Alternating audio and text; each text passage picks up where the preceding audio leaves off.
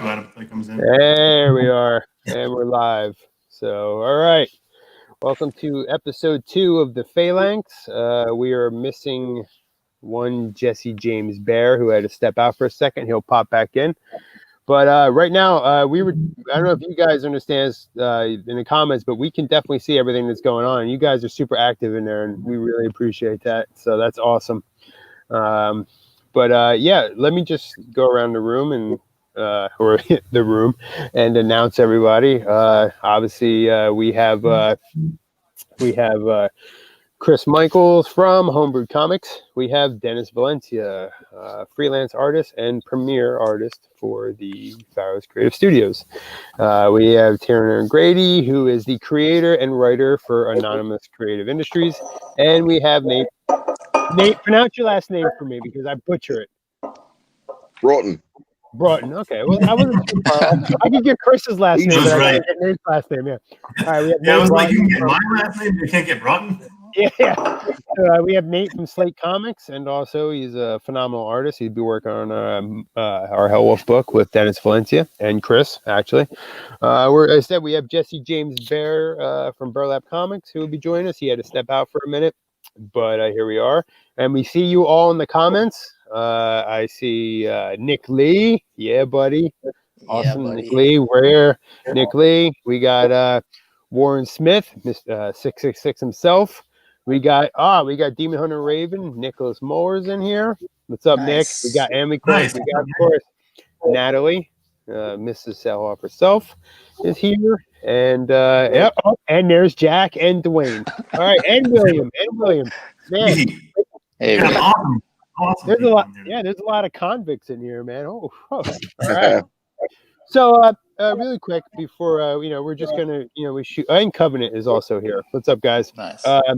We wanted to shoot the shit a bit, but we do have an agenda tonight. Our agenda is to talk about the creative process. Now, each one of us is an artist or a creator or a writer in our own right. Some of us are all, and some of us are just varying levels of creativity, and we have our own processes. So we thought that'd be cool to share with everybody exactly what each one of our processes is, because it does differ from each individual. So that I think that'd be Full Killer's here too. Sorry, buddy. You were the first one in the chat, by the way. My bad. But yeah, so we're all going to talk about that because we all have our own unique perspectives in our way we do things. And I think that would be, even to some budding artists out there or writers or just creators, I think it would interest a lot of folks to see, but maybe if they can identify with it or they can even pick something up. And I think that's pretty cool because, we like to do topics on this. I mean, I know like last week or a couple weeks ago on our first episode, we kind of shot from the hip on it.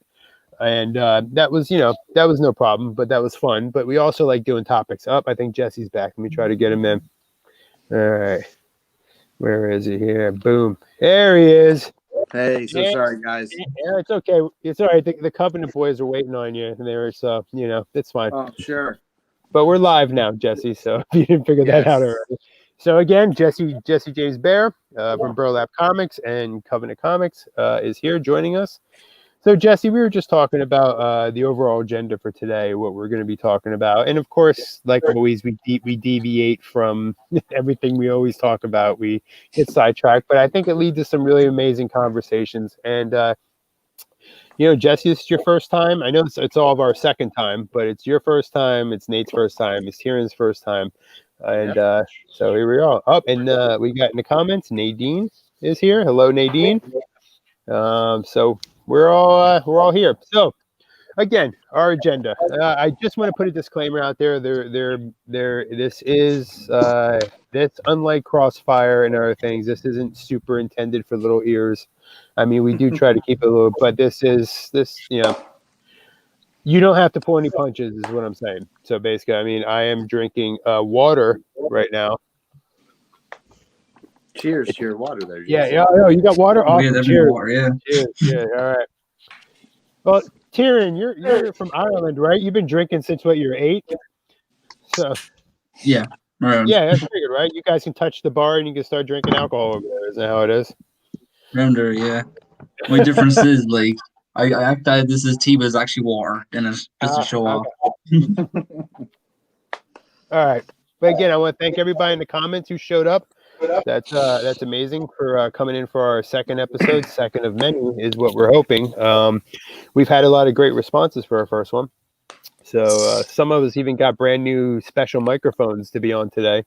So I'm not naming names, but the guy's kind of at the top. He's at the top middle. but yeah, The so one with the stylish hairdo right there. yeah. I had a photo shoot with my wife today. I had to go. What is that? A comb over? What is it? He's Where's your grab hat? his crit hat in about 2 Yeah, seconds. where's your hat, bro? Where's your hat, man? I'm sorry, I had to get like all dressed up nice for my freaking. Well, I mean, yeah, if you got like I did like engagement photos 5 years later. Okay. All right, yeah, I got you. It happens. All right, so That's it. I'm getting that. he's gonna get his hat. You're busting his chops, and now he's gonna get his hat. Oh, the poor. Literally, yeah.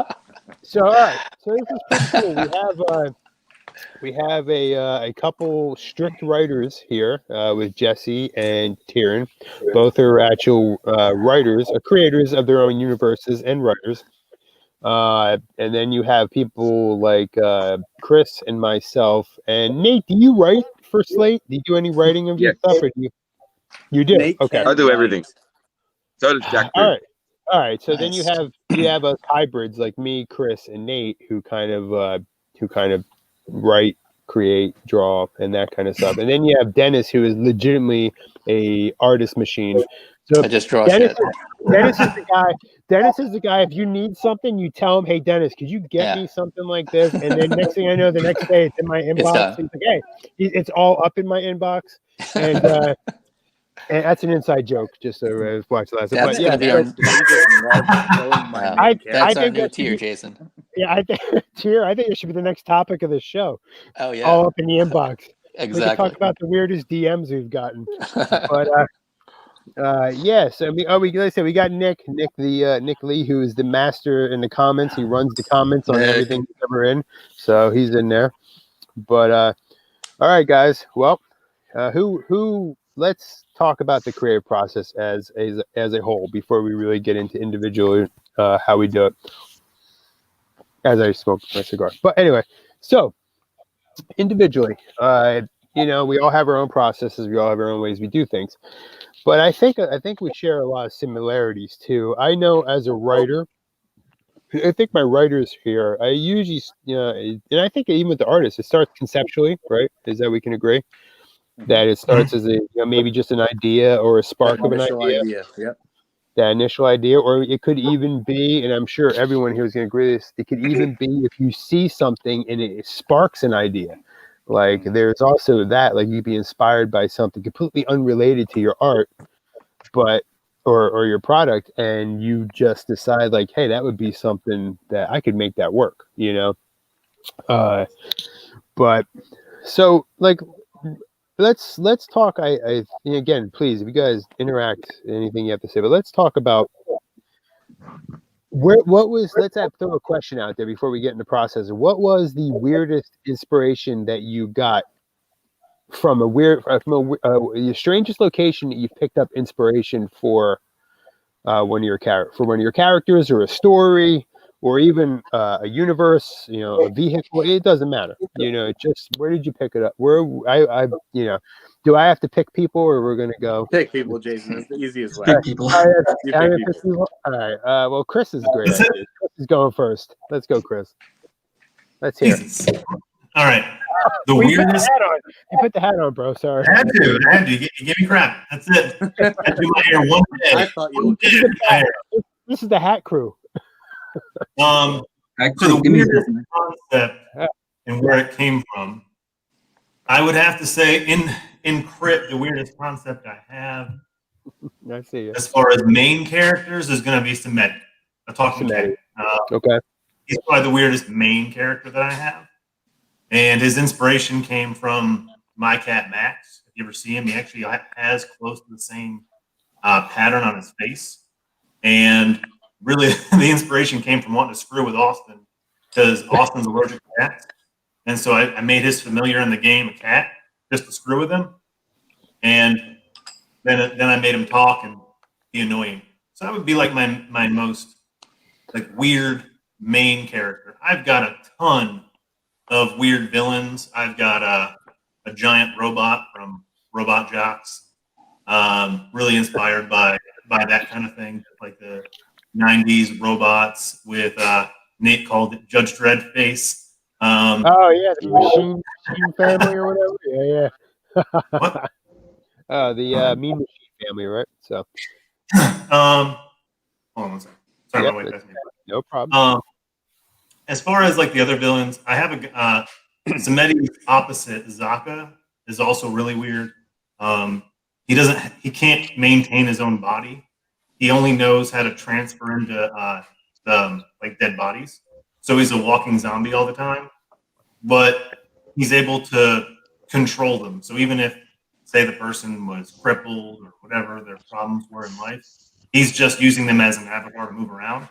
And he constantly is like decaying and falling apart. So kind of fun because he tries to interact with people and like you'll see part of his skin fall off while he's talking. His inspiration came to me. That's cool, man. When Crit first started and I was thinking about the comic book, I was diving really heavy into voodoo culture because it's from New Orleans and I wanted to have a really heavy like voodoo background. So like Samedi and Zaka and a few other characters that pop up, they came from just me literally like diving in, and I dived onto some websites that were just really creepy. I had to erase them from my history. I was like, I don't want to see that. I would hope so, Chris. You know, I actually You know, we have Dwayne that actually talk about his process. I'm gonna throw that up there real quick because we got the people are talking, folks are talking about in the comments. So I think it'd be cool to interact and get their, why we're all talking about the weirdest things. And that's we have Warren said I have to agree. Sorry, Warren, that's not what I meant. I missed Dwayne. Hold on, there he is. But I'm glad you agree. 666. All right. Dwayne says my creative process. I make characters that are based on my real life, personal things I went through, or my wife went through, or my love for my son. I just making characters that are true to myself. Yeah, I think a lot of us can honestly say that we have done very similar things. We have done a lot of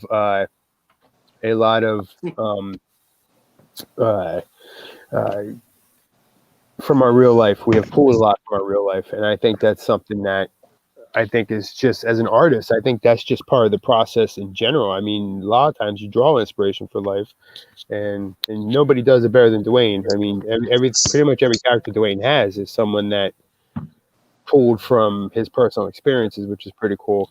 So, all right, who's up on the roulette? Let's see. Who's up? Let's go with... Who's not paying attention? Nate, you're up. Oh, I'm paying attention. Two screens going. Yeah, I got it. All right. He's probably drawing while he's doing Creative it. process. He is drawing. He's Yes, got on that tablet. That's exactly what he's doing. I got both. I got the phone, got the thing going. I can read the comments. Yeah. Creative process is just pretty much with an idea from personal life experiences, etc., like that, man. Yeah, That's where I go with that. There's Jack as well. Come up with characters, good ideas, just experiences, people that you've known. Well, Omen's like a fantastic character. Like, if I think we all can agree, like that's pretty much from Nate's. Although I did like Jackknife excessively. I was just about to ask about Jackknife. Jackknife Tell is us about really Jackknife. cool. Where'd that come Yes. from? Yep. He's actually he's gone through Kickstarter a few years ago and actually was printed into a limited run for a while. Wow. So he's got a book out there. It's about 100, 200 copies. I've got one somewhere in my house. I don't know where it's gone. Jack's got one somewhere at his house, but it's just his origin story as a villain. It's one, the bad guys, what if they win instead of always lose kind of deal. Okay, that's awesome. Yeah, because I mean, bad guy origin stories are always fun. I think they're one of the things that there isn't enough of right now out there in comics, and because you just want to know. You want to know sometimes more about the villain than you do the hero, because the hero sometimes is just simply cut from the same cookie cutter, or black and white or whatever. Yeah. And yeah, that's really awesome. That's cool, man. Well, I love that. That's character. how Omen actually starts in Slate. That's how Omen starts. He's a villain. Kicks off as a villain. All right, cool. All right, so he had a very much he has the chakra, and then he's also got the story arc where he starts as the chakra's cool as hell. By the way, I mean, if I'm showing my age, but I was a massive fan of Xena Warrior Princess, when Nate showed me that, I was like, bro, that's a chakra. He's like, it sure is. I was like, yeah, all right, that's cool. That's really awesome. Now I'm gonna ask you talk to Dennis. The reason why. Oh, can we mention the writer? Oh, I told you guys this is like. Nate, is that you? Or are you the fuck guy? I wasn't the original writer. It was my character, but I wasn't the writer. Is that book? Is that the original one that you're talking about? The one you sent me? Yeah. Hey, it's not terrible. It's better than mine. It's better than mine. 3 books in 3 weeks, penciled, colored, edited, everything. Wow. Nice. You're already better in my That's insane. But Nate, to Nate's credit though, Nate, and just as fast as Dennis is, Nate is ridiculously fast. He is. He is, and especially most of that was done prior to that on a phone, right? Was that correct? This was crazy, bro. I just, dude, that's like for real, bro. So, but I found that. Really, everything ends up in that. Let's talk to Tyrion. Tyrion's got a lot of stuff going. He's got he has some if you guys don't know about Anonymous Creative Industries, he's got a couple irons in the fire right now.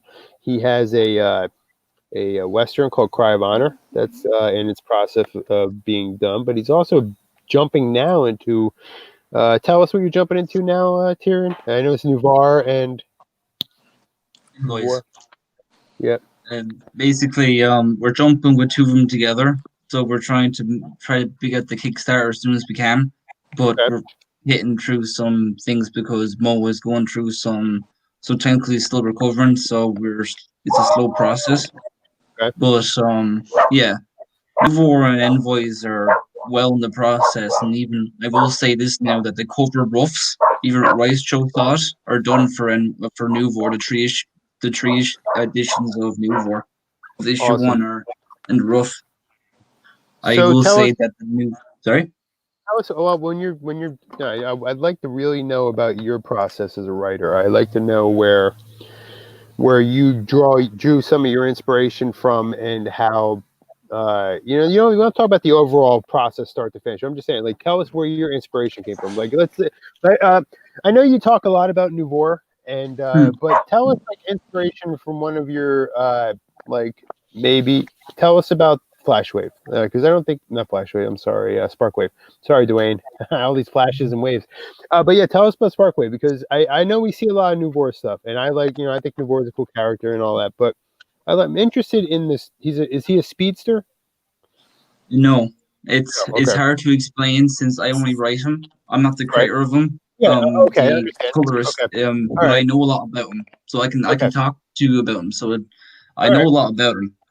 So the saying this point of view is that Sparkwave's just a kid. Like, he's just 18. He's trying to deal in a world that he just woke from amnesia, and he lives in a world where these superhuman people going around with superpowers is wondering what's going on, and they're being classed as ultimates for some reason. Right. I mean, no one knows what's going on until later on you find out that he has powers, and then that's the total basis of it, is his journey towards it. And then we find out that in the crossover with Nouveau and Sparkwave, you find out there's a more mature Sparkwave. Okay. The whole idea is Sparkwave 1 and 2 are the lead up to that crossover, but they become after it, if you know what I mean. Now, is Nouveau the only character that you created, or have you created other characters? I believe you have, right? You have some other stuff. Like, what's the weirdest one that you drew some weird inspiration from? You have something? I have tons. I'd rather not mention them all. No, just pick some obscure one, because I got one that you guys are going to laugh your asses off at. So go ahead. Well, this one, like, the strange thing about mine is that I get most of my ideas from my dreams, surprisingly. I just dreamt one day and I got new in my head. Just That's not random things and I just wrote towards it. that's not uncommon, But bro. I always base my characters on my own personality as well, display it on different characters. And my most weirdest character ever created was Wheelman. Wheelman, okay. For one simple reason. He's basically my piss take of Captain America and he doesn't have a shield, he has a wheel. That's cool. And he That, literally you know can what? just Yeah, that's pretty cool though. like he can just like get his two wheel shields and just like turn them into a bike and just drive off. But I never put much pass on him because I thought it was a stupid idea. Because even even the villain of that story was Cutter. He was just a guy with two chainsaws, and I was just like, oh. Hey, you know what? Sometimes we find, inspiration from the weirdest places, and like I said, I am no different. But let's talk about Jesse, and he can pick a character for us. He has many. I've seen some of his other art. He claims he's not a good artist, but he does draw way better than he thinks he does. But Yeah. I'm just buttering you up. But yeah. Yes, thank you. I appreciate the buttering. As far as the topic goes, when we're talking Or even about Burlap, yeah. As far as like weird influences go, like I take a lot, like you guys have said, I take a lot of my inspiration from real world experiences, stuff in my personal life, or just some things that are completely random. So with Burlap, where that comes from the most, that idea of like finding inspiration through the most random thing. I think a couple of you guys, maybe Jason and Dennis, have heard this story before, like very subtly. But Cottontail, my book, Volume 1's main villain, came about in such a random and weird way. So my day job, my profession is I supervise the dietary department, one of the supervisors of the dietary department of a hospital here in Pennsylvania. And our job is to make sure all the employees and patients are fed and all the diets are taken care of and stuff like that, and that everyone's getting the right nutrients and stuff like, all that stuff. So in our cafeteria in the hospital, every Easter, we do this kind of like Easter thing for the kids where employees of the hospital can bring their kids and they do a whole big thing with like an Easter egg hunt and special food and stuff like that. And in our storeroom, the one day I was in there looking for something, and we had this Easter bunny costume that was absolutely terrifying. Like the fact that they put somebody in this and had them dance around kids in a hospital cafeteria was beyond me. The thing was horrifying. These big unblinking eyes and this really creepy smile. And I would see that box with that picture of the Easter bunny on it every time I went in the storeroom. And this was the time back when Burlap was actually a short film, because that's how the whole thing originated. It was a short film I was working on. And I was trying to figure out Burlap's main villain. And every day I'd go into the store and I'd see this costume. And I'm like, God, that thing's creepy. And so I thought in my head the one day when I was thinking about the book and I was thinking about the character, and I'm like, okay, so Burlap, in a sense, is like a good version of a slasher killer, although he's still a homicidal lunatic. Like, there's no going around that. He's not a good person, but he's also doing things for what he thinks is the right reason. So I'm like, what if I flip that around with the villain, where I take something that people iconically know as something good that makes children and people feel good and excited and happy, and make it completely twisted. And I was looking right at that Easter bunny mask, because it had been Easter and the thing was set up in the office for someone to wear. And I was like, oh, that's him right there. Like, I could do that. I could take the Easter bunny, like a very corrupt, disgusting version of it that should incite laughter and entertainment and this good feeling, and make it the complete opposite. And that's how Cottontail came to be, where it was just this costume that was supposed to make kids laugh and happy, that I thought was super creepy. And I was like, that's a villain right there. Like, that's a good way to portray the villain of the story, where he's not something that anyone would want their kids around ever, like the complete opposite, but he's disguised as that to create that sense of comfortability and security. But in the end, he's the last person you would want around anyone. So that's kind of like that instance where I had no idea who I wanted the main villain to be, and then I came across this costume and was like, that's terrifying. I'm doing it. You're now the main villain. I've shown you the main villain in my Convicted books that only like 2 other people here have seen. And you know how ridiculous he looks. And remember when we first started talking, I said, yes. Cottontail and him, it's like, I know they're completely different, but there's just something. Cloth, yes. Yeah, there's something ludicrous about him. Yeah. And then you turn something like that character into like a homicidal, sociopath or whatever. It terrifies you. It really does, because you don't expect it. And speaking of Cottontail, what I really liked about that character is that now where I live, there's a place called Storybook Land, right? It's been running for 60-something years. And I went there as a kid, and I have a picture of me with someone dressed like the Easter Bunny, who literally is the same thing, terrifying. And when I saw Cottontail, I was like, yeah, man, see, that's the stuff. Like, they think kids like that stuff. Kids are going to traumatize about it. You see all those kind of pictures. Even I have in my own family albums of each of my siblings, including myself. We each have one picture from when we were very little. We're sitting on the Easter Bunny's lap, and we're crying our eyes out. My daughter's one just like that. And she's terrified of him. That fear and kind of expand it and make that the kind of thing that incites fear in like the victims of this story. And well, Jesse, if it means something to you, in the comments we already had a Justice for Bones hashtag. So Nick, I'm gonna like who else would have done it, right? It's Nick. But your characters, I think the fear of your characters resonate with a lot of people because Cottontail is ludicrous in a sense, but that instills the fear, much like clowns do, stuff like that. And even Chuckles. And then you have Bones, who just has a skull mask, but sometimes it's what they don't have is also terrifying. And that like these characters, and I like to call that little group in Volume 1, I call them the Terrible Trio. You got Cottontail, Chuckles, and Bones. And the way I always thought of them from the very beginning was homicidal trick-or-treaters.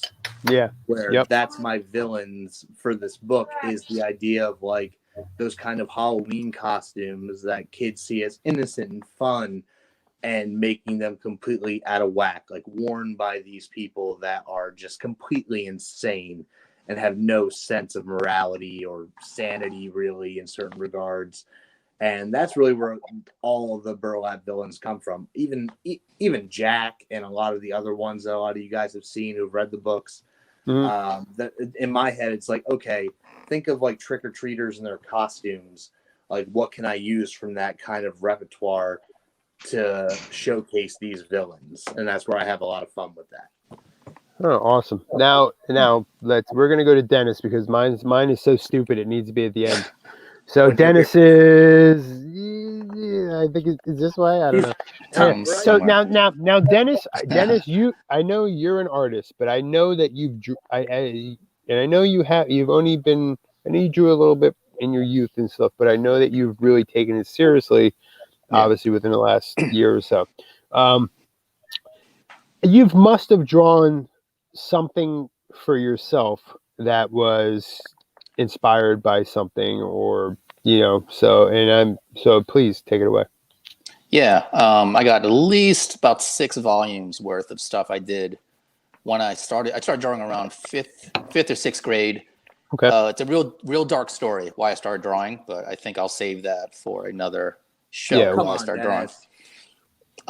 Real quick, I grew up in a neighborhood that didn't prefer my, I guess, ethnicity, and to stay indoors from getting beat up every day and getting jumped, I stayed indoors, read comics, and drew. And that's all I did, so I wouldn't go outside. But I went through a couple years of getting jumped and getting called a couple of good names here and there, and it kind of transformed my whole superhero complex that I have now, unfortunately. But yeah, I stayed indoors and I drew, and I sat next to my grandmother and my favorite artist. And it's funny because I'm kind of wondering. I can tell Chris's style. Like I'll see when he drops a piece of art, I'm like, Chris is like, he has his style. And say with Nate, I'm like, boom, I see his style, and I see Jason's style, and I'm still curious because I'm still developing my style. My top of the line number one artist I've always geared at was John Byrne. So Classic X-Men was my jam. Classic, Fantastic Four was my jam. Anything John Byrne, I just ate up. And that was actually, I caught him at the tail end of his, like when he was doing Fantastic Four and Superman, I had to go back and get his X-Men. Awesome. But he's my jam. And then now I started really getting into like David Finch. Joe Madureira is like probably my top three, and he doesn't even draw anymore. I mean, he's doing all video games now, but he's in my top three. And it's interesting because you guys take all your inferences or your references from life. For me, it's because I draw. It's really just I see cartoons. I see a lot of Japanimation, animation, and I just follow my guys. And I'll literally read a comic book, but I still read like Marvel and DC and Image. And I'll just see a pose, and if it's just one tiny little pose, I'll see like that's money, like, and I'll put that in my bank of things. And then typically, like when it comes to just inspiration, it's really just going back to those core artists that I follow and try and get my style from, or still developing my style. I think I'm still getting there. I don't think I can drop a piece of artwork on the ground and someone be like, "Hey, that's a Dennis Valencia." But I think some of us here might disagree because you actually, absolutely, really, you absolutely have a style. Jason. Yep, I've had it with Jason in the past 2 days. Just yesterday we were talking about that. Yep, interesting. No, you got it. You said you definitely got your own style, man.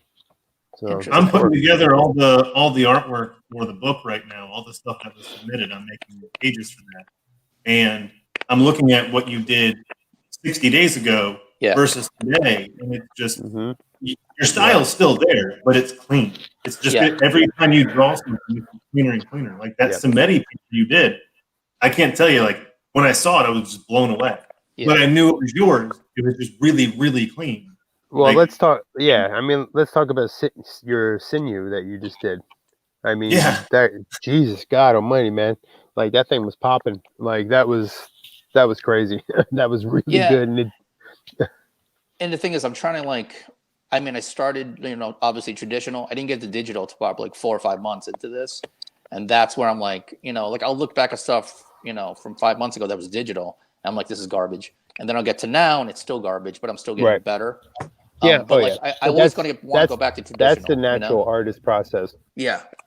Yep. Mm-hmm. Dennis, real quick. Dennis, I want you to tell the group and the viewers what you did for your Cottontail fan art. Reference. Yeah. So I was actually going to get to that because it was funny because I know Jason does this where he uses a lot of reference pics.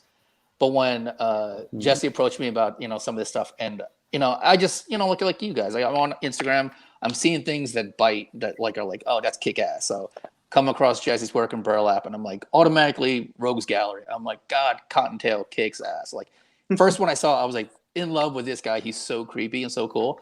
My fan art for him literally was like, I called my wife over and my 10-year-old.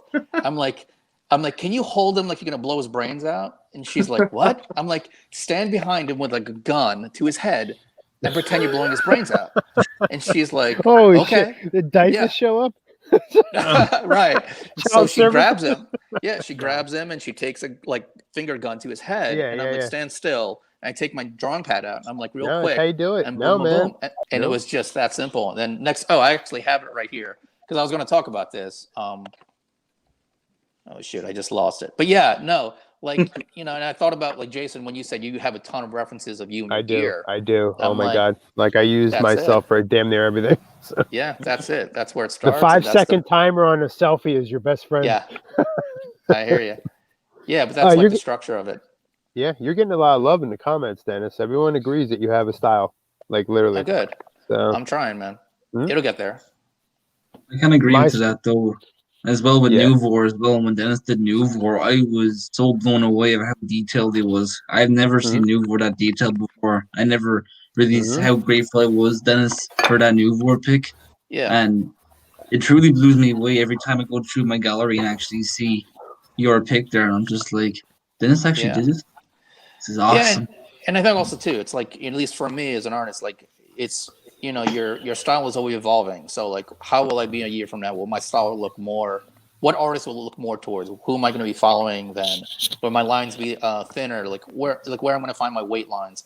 Because I can see a difference now, and it's because of my influence who I'm following now. In the beginning, it was more basic. I really feel it's like more Cockrum, John Byrne, and now I'm so into Madureira that I'm seeing more animation to my lines and my look. It's more anime, more anon. Yeah, definitely getting better all the time, and that's any artist process. I mean, the more you draw, I get DM'd and asked all the time, like, how can I get better? How can I draw like you? And as any real artist, you're like, well, I don't really think I'm that good. You know what I mean? Like because I'm learning. We're all learning, and like every time you draw, you're gonna get better.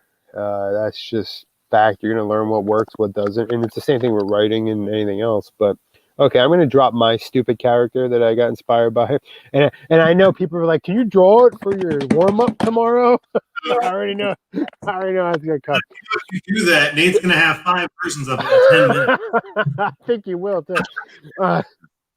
Okay, so when I was a teenager, I used to here in my town, like the shellfish industry is massive, like clamming in particular. Like so, you would go out and you would get in the water, and now you would what we call treading. You would tread for clams. You use your feet.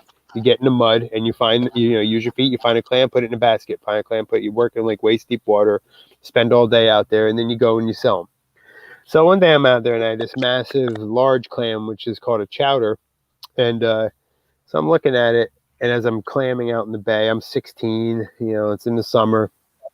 And I'm looking at it, I'm like, man, I said, the clam is just sitting there. It's covered in mud. It's just sitting in a pile of other clams. And I'm like, how cool would it be if there was a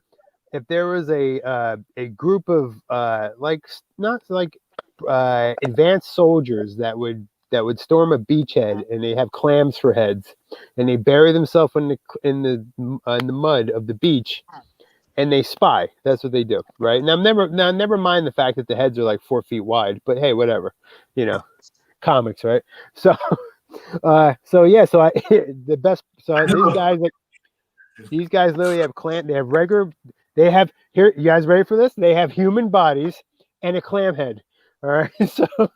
I didn't say I'm not guilty of doing it. So, but I was also 16. But anyway, so we did that, and they had their mouths would open and their eyes and everything, and their like spying equipment be located inside the mouth, right? And I called them clamoids. Yeah, that's right. You heard it, clamoids. It's trademarked. No one's taking it. Or you know what? You can have it.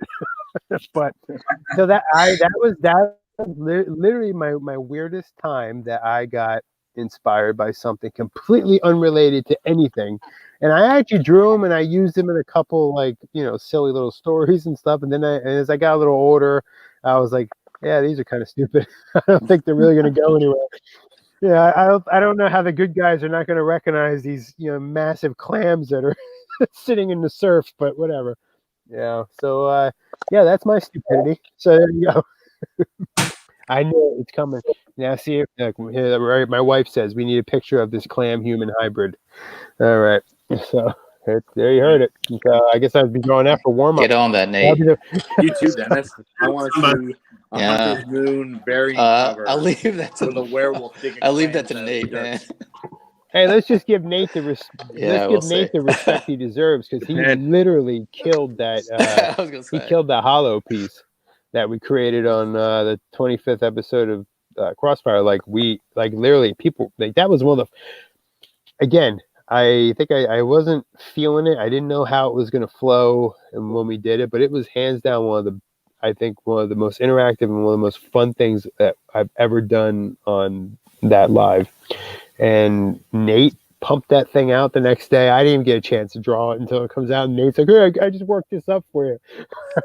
And he nailed it. He literally nailed it exactly as what everyone said it was going to look like. And it's exactly how I pictured it and how I was going to draw it. He killed it. That's hollow, the chronophage. But Yeah, Nate's a machine. Nate, I'm jealous. I'm jealous of how fast he is. Dennis too. Like I'm like, youth. That's great. But Nate, you got like 70 kids, right? So like I don't know how you find the time. I mean, you got I think you and I are neck and neck for kids, right? But you got one more than me. I got one more. Okay, well you're Jason's still in the lead. you're still young, buddy. You'll get there. Don't worry. So you'll get there. I just Could be like my sister and have 14. Oh man. Hey, like, hey, what do you think of this character I just created off of whatever we were talking about? Yeah. It's ridiculous. Before I can even like rework something I'm working on, he's like, "Hey, I did that." Yeah. Yeah. Just to put this up, this is I guess I'm drawing this tomorrow. I'll be drawing that. So look for that tomorrow, and everyone will. And then everyone will. You ready for this? Clamor to it. That's right. Dad joke. Come at me, bro. Ouch. Yeah. Yeah, I should drink after that. Hey, come on. All right. Yeah, whatever. Don't be mad. Don't be mad. It was good. So, all right. Everyone's on board. Yeah, we went around the room drinking. Yep. So, yeah. But anyway. Okay. Anyway, let's talk. So, let's check out the comments right now really quick. We got some really awesome stuff going on in here. I'm like, again, a lot of love for Dennis. Everyone swears Dennis has a style. But and like any true artist, Dennis won't see it until the end. I don't even see mine. Everyone says, "Hey, I see that. I know it's yours." I don't. Other than being a detail nut like I am, and with like how many tick marks and speckles can a costume have? And my theory is all of them. It can have all of them. So, let's see. We got Mondo Hot Rods, aka Fool Killer, says it's funny to imagine animal head characters as a teen and other adults. I agree. That is something that. Because you're kind of taking two things that you're very familiar with, whether animals and humans, and you're thinking that, I mean, and even just watching like Thundercats and stuff like that, you would most definitely, they did it, I mean, they were a little more human-like, but they still did it, and it was insanely popular. I mean, hell, look at He-Man. I mean, He-Man was nuts. Like, you talk about making up silly names for characters and with silly skill sets. That was the show that did it. Fistor. I'm just gonna leave that there. So, remember too that they were making those characters based off of action figures. There was no story behind it. It was just action figures. So they could have the stupid name because back when I was 7, 5, 6, 7, I had to have every single figure. I didn't care. Oh yeah. The snake with the neck that popped up. You had. That guy was cool. I actually had that guy. A big picture of all the He-Man characters. Man, if I could dig out some of my He-Man characters, I'd probably still play with them today. Those things were awesome. You know what? They're back. I was at Walmart the other day with my kid.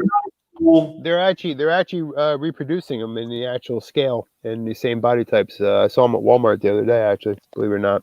The dude where his feet tucked into his body and he flew up into the air. I'll buy it.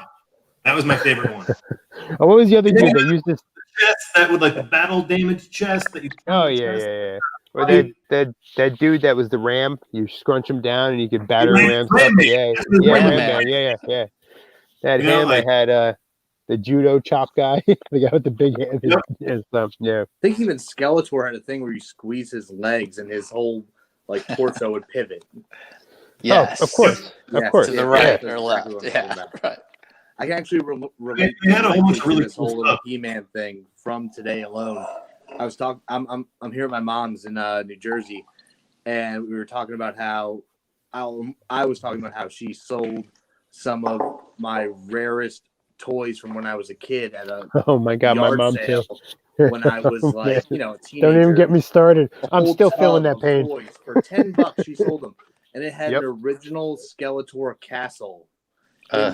Snake Mountain. Yeah. Exactly. It had all the original parts, everything. And I said to her, I'm like, you know how much that would be worth these days?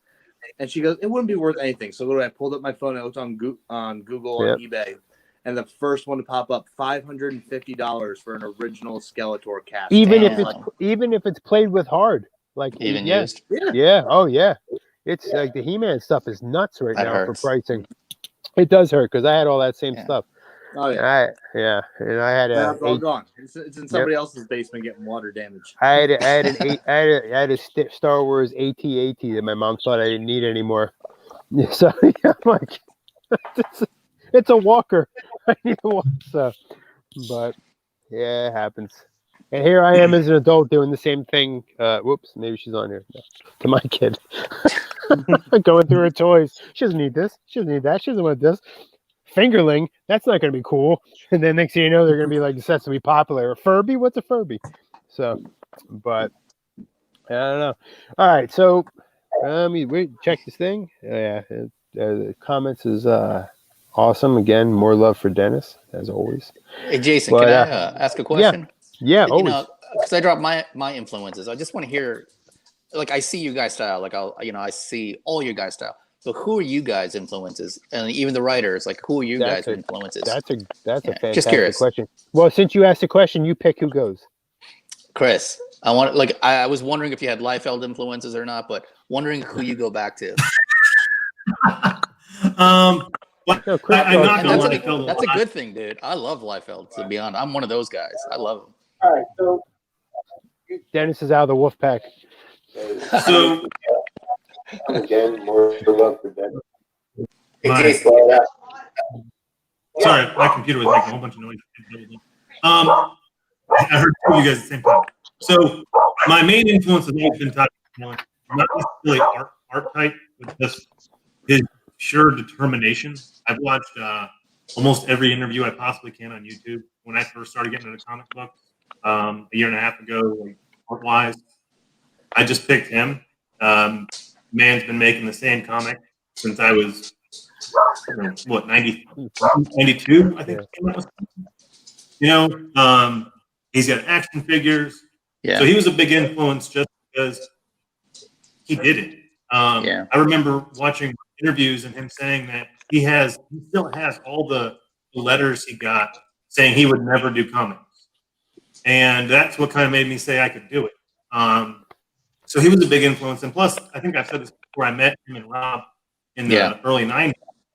And they were really cool. And their only message was to just keep at it. Yeah. And so I'll say people-wise, they really influenced me. But Jim Lee's probably artistically like my favorite. I still have every copy of X-Men 1 that was done. I'm really mad about this, but I went to a Comic-Con. I was 10, maybe 9 or 10. I had a pin of that entire cover. You know, like they had dual fold. Yeah. Mm-hmm. So my father took me, and it was a gold-plated pin. It was one of 500. Nice. And they etched their names in the back of it. Him, Stanley, and Chris Claremont were all on the back of this. And it was stolen years ago. When it was one of the only things that I wish I could get back. And mind you, I've had every He-Man known to man, and they're probably in a box somewhere. I could sell them, but I just want that pin, not to sell. Just I watched him and Stanley and Chris Claremont take a bezel and literally etch their names. Dude, that's crazy. And Chris Claremont is probably one of my biggest influences writing. Again, I watched the thing on Amazon with him, and he was the first one at Marvel to try and kill characters for real. Yeah. And he was really disappointed when they started bringing Phoenix. Yeah. And they brought her back. It was like she was supposed to be dead. You just ruined this whole thing. Mm-hmm. And that's why when I decided to do Crit, I was like, death is real.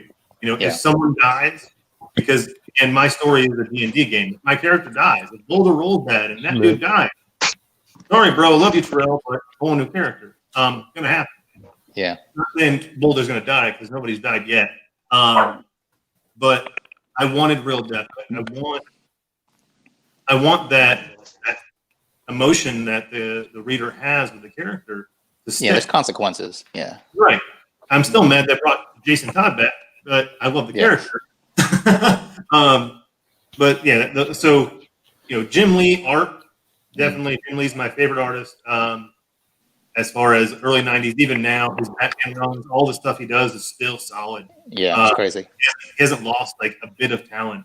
You look at Todd McFarlane, he's still doing great, but his art style is really not the same as I'd like, but his determination is there as a creative person. I just love his determination. You can't bring him down.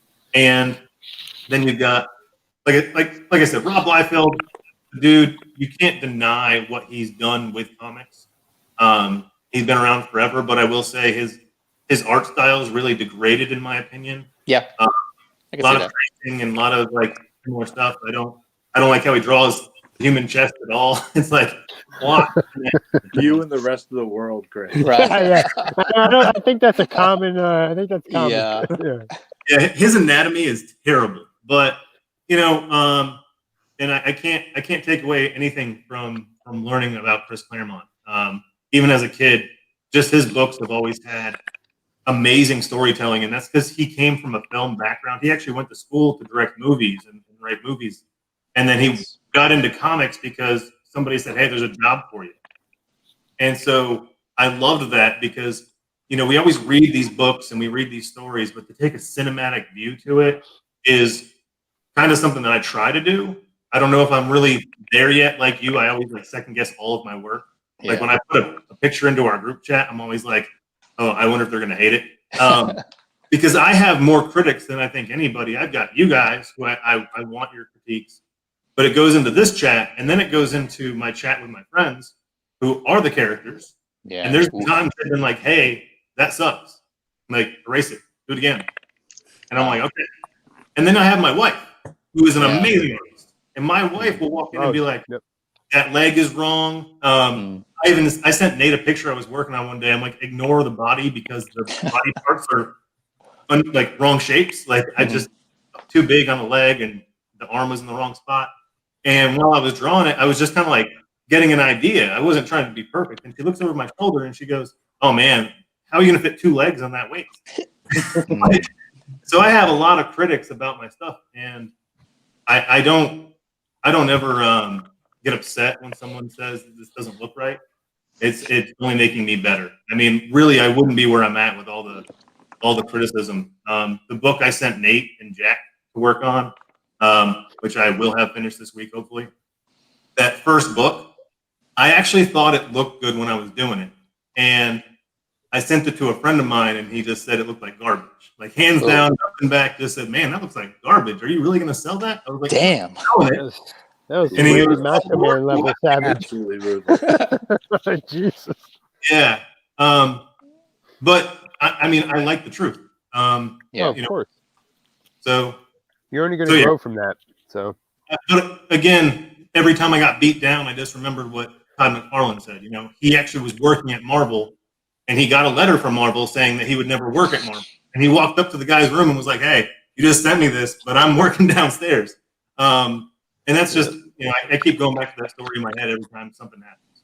When Kickstarter didn't work the first time, we'll just keep chugging. My artwork might not be as amazing as I want it to be, but hey, I'm going to keep going. And if there's people that like what I'm doing, then awesome. If there's not, it's still going to happen. That's the sad part about it. If you don't like what I'm doing, I'm still going to make it because I don't make it for anybody but me and my friends. That's what you're supposed to. Yep. Yeah. I learned a lot from those creators just listening to their interviews. And if you guys remember that when I was driving to Connecticut, we were in the group chat, and I literally had I have 2 phones. I had one of them sitting there listening to YouTube, and I just had it on comic people. All the image creators I listened to, all the stuff about image, every one of those creators, because, I think where we're at in our group, we can do something like that. We can have a group of creators that just inspire each other and motivate each other to do better and be on time with their work. Because that was the biggest thing I learned on that image thing was their timelines were off. But I'm gonna end this one. Keep talking like Jason. And that's my answer. Gotcha. Let's go to Jesse. I want to hear what Jesse. That was good. You're a writer, man. All right, so Are you going to bed? we're talking influences. I would say I pull my influences as far as writing goes from a lot of the passions I had with fiction growing up.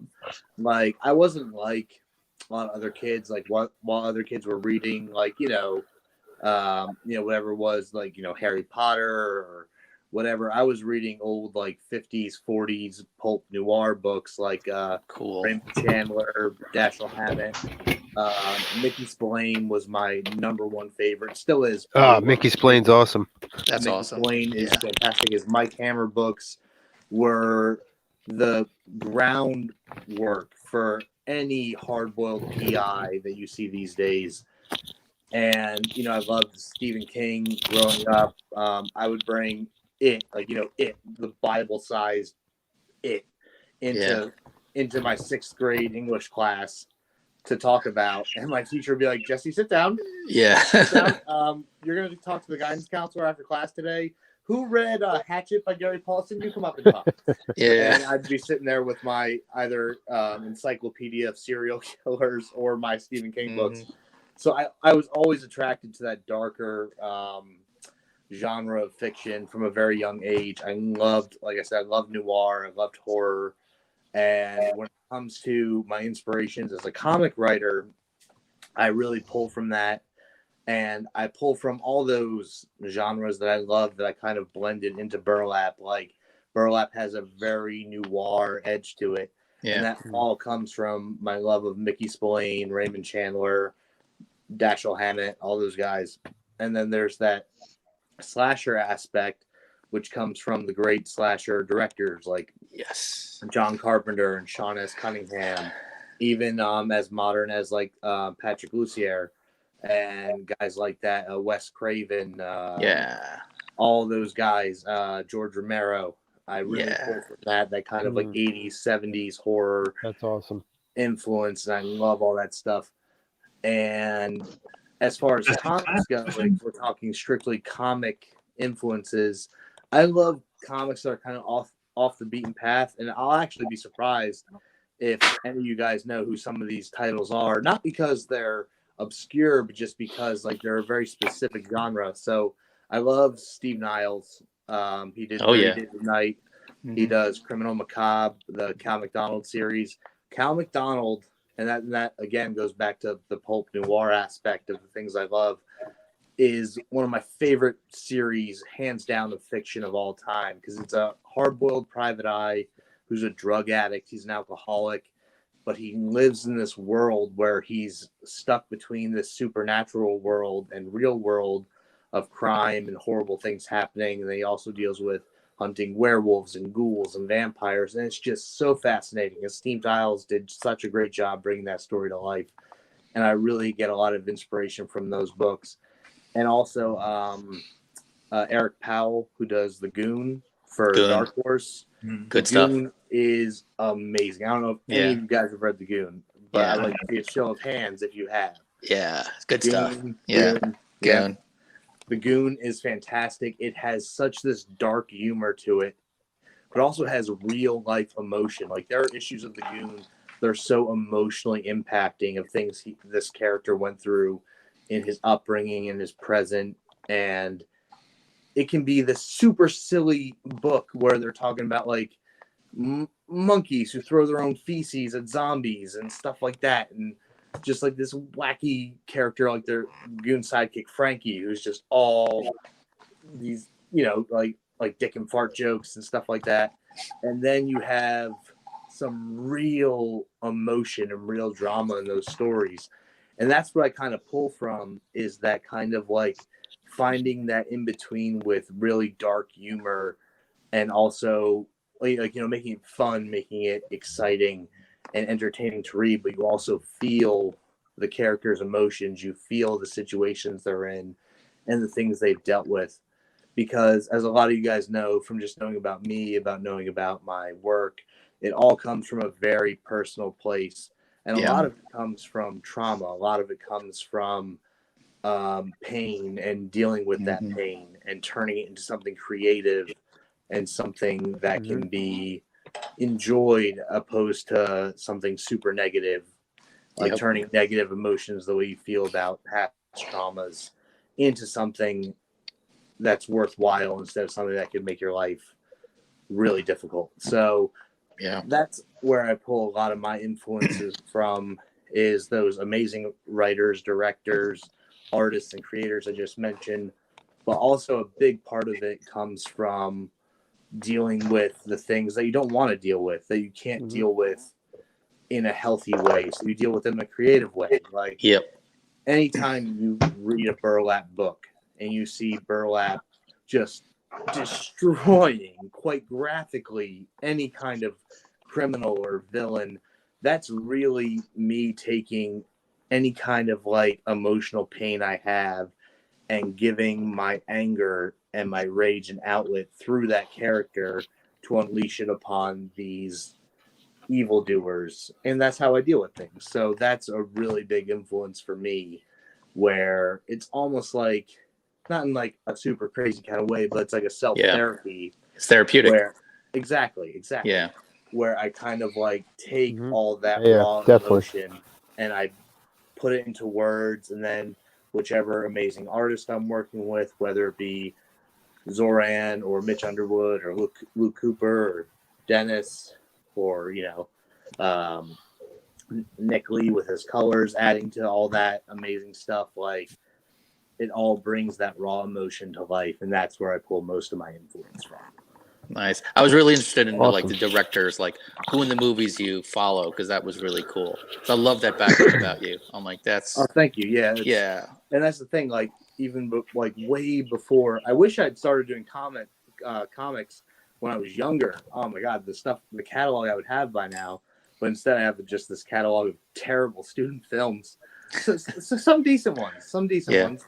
But I started out in indie film. My goal all throughout my childhood and high school was to be an indie film director, or even like a B horror movie director, like those movies you see for $5 in the Walmart bin. That's like hacks, slasher, kills, blah blah blah. Like I love that. I was all about that. And like Maniac Cop. Have you seen the Maniac Cop? Maniac Cop, amazing. Yes, I was Maniac Cop for Halloween 2 years in a row. Maniac Cop was amazing. Like, how did you not root for Maniac Cop, especially when you find out how he died in prison?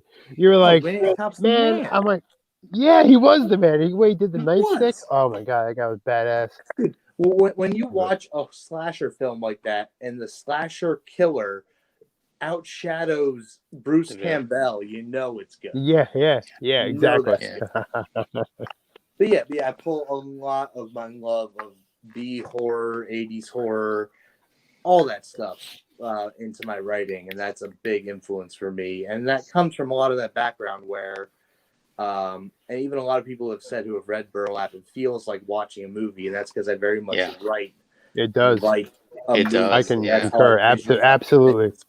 Thank you so much. And so good. Because I wrote film scripts for most of my life, and it was all about visualizing those, now for comics panels, but for movies like storyboards, and scenes and shots. So a lot of it comes from that. Nice. I'm really glad that translates. So yeah, awesome. Anonymous, I want to hear from you, man. Before we move on. Rob Zombie. Are you for him at all? Because that's the feel. When I read Burlap, I just thought Rob Zombie. Okay. Right then and there. That's creepy. I love Rob Zombie. I love his style. 1,000 Corpses. Yes, he has this crazy like Carnival of Madness style. Yeah, he's got his finger on the macabre for sure. I do feel like that's represented in my books, just because, like I said, like my characters are like homicidal trick-or-treaters, and that's very much like something he would also, I feel like, do, or something he has done, where he picks these character types and looks of these characters based on, these gothic horror and like rockabilly kind of style he does. But I love Rob Zombie. I love his work. His music is very much in his. I listen to a lot of horror style music when I write. So like Rob Zombie, Marilyn Manson. Here's one I don't know. I highly doubt if you guys have heard of him, but he's great. I recommend checking it out. Wednesday 13. Anybody? Yeah, he used to be the guitarist for Manson a long time Yes, ago. exactly. Yep. Yes. Wow. Thank you, Chris. Yeah. Wednesday 13 is fantastic horror rock. And so I would say I'm more influenced by Rob Zombie's music than I am his films. Although I do have a great appreciation for his films. I just will never discuss Halloween 2 with anyone. No, you shouldn't. Nope. That's something I talk about. It's not Let's just be across the board. Both Halloween 2s were terrible. So. It was on purpose. I just keep saying it was on purpose. Let's hear Anonymous talk about his stuff now. On that note, let's go to Anonymous. Yes.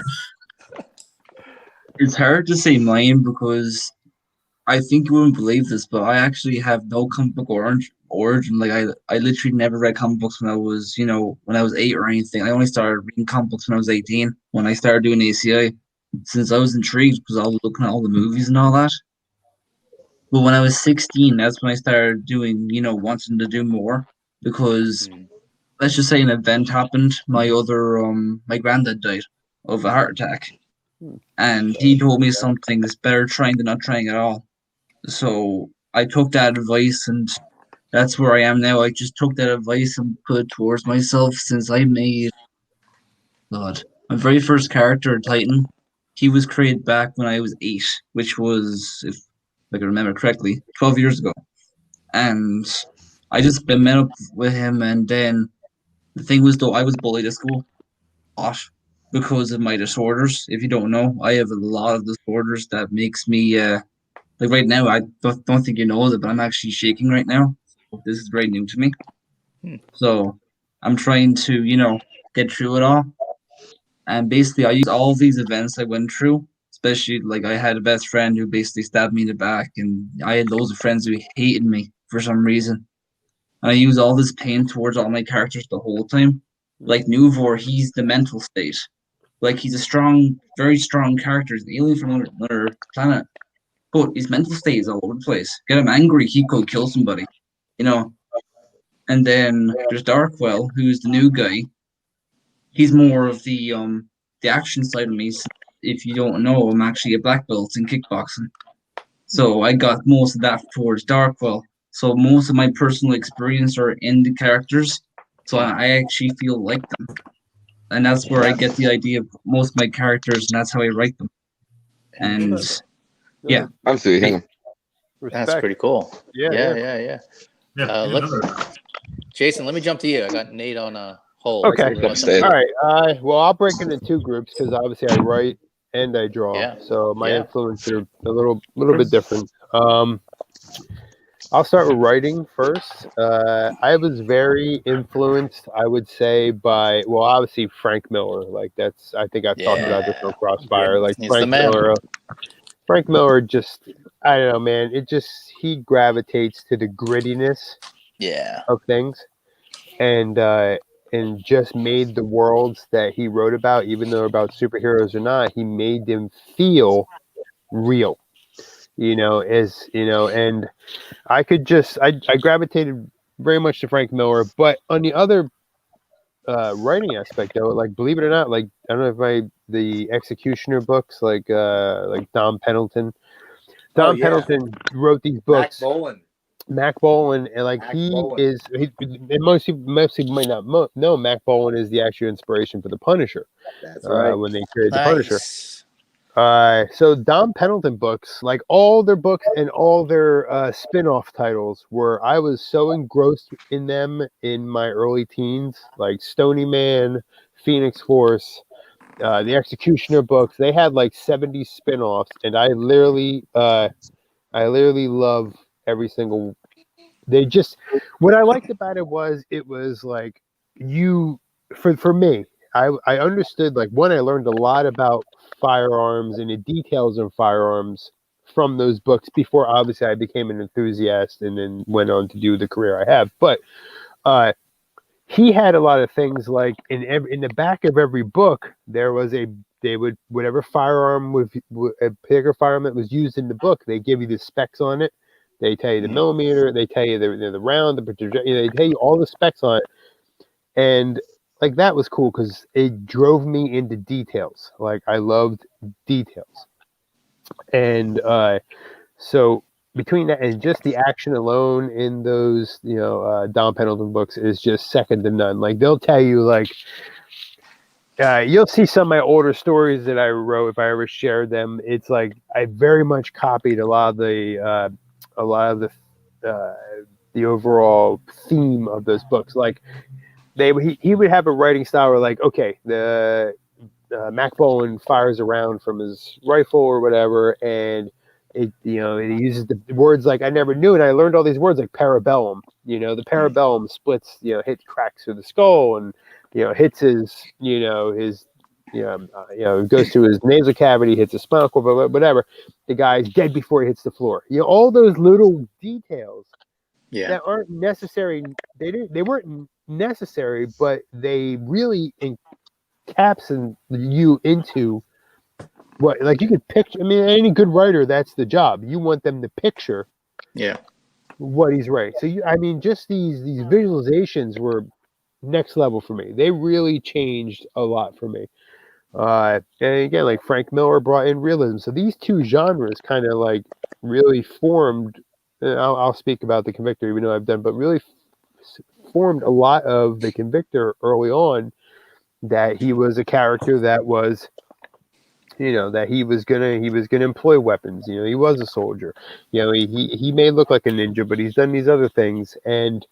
So he's very well versed in these things like Mac Bowen was. So I got a lot of influence from that writing wise. And then I also had other characters and stuff that I wrote, like more fantastic stuff, like sci-fi stuff, and my world was larger than just a Convictor. Convictor was.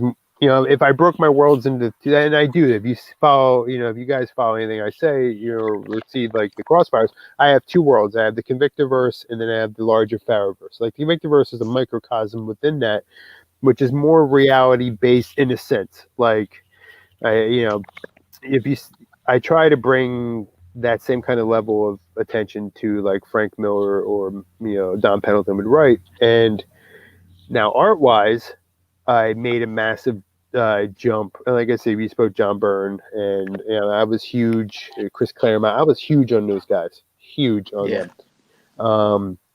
Anything like I spoke about this, like anything West Coast Avengers, like I was about, man. I know not many people say they like West Coast Avengers, but I was about the West Coast Avengers. And I will tell you why, because Moon Knight was on it, and Moon Knight is my all-time favorite hero, and so when Moon Knight joined the West Coast Avengers, I'm like, I need these books, and so so they were influencing me, but then McFarlane came, and just before McFarlane, the other major influence I had on my art was Michael Gilbert, who did the Mr. Monster series. Nice. I'm telling you, like if you didn't ever pick up a Mr. Monster comic, definitely got. Doc Stern, Mr. Monster, like he was this long line of monster hunters.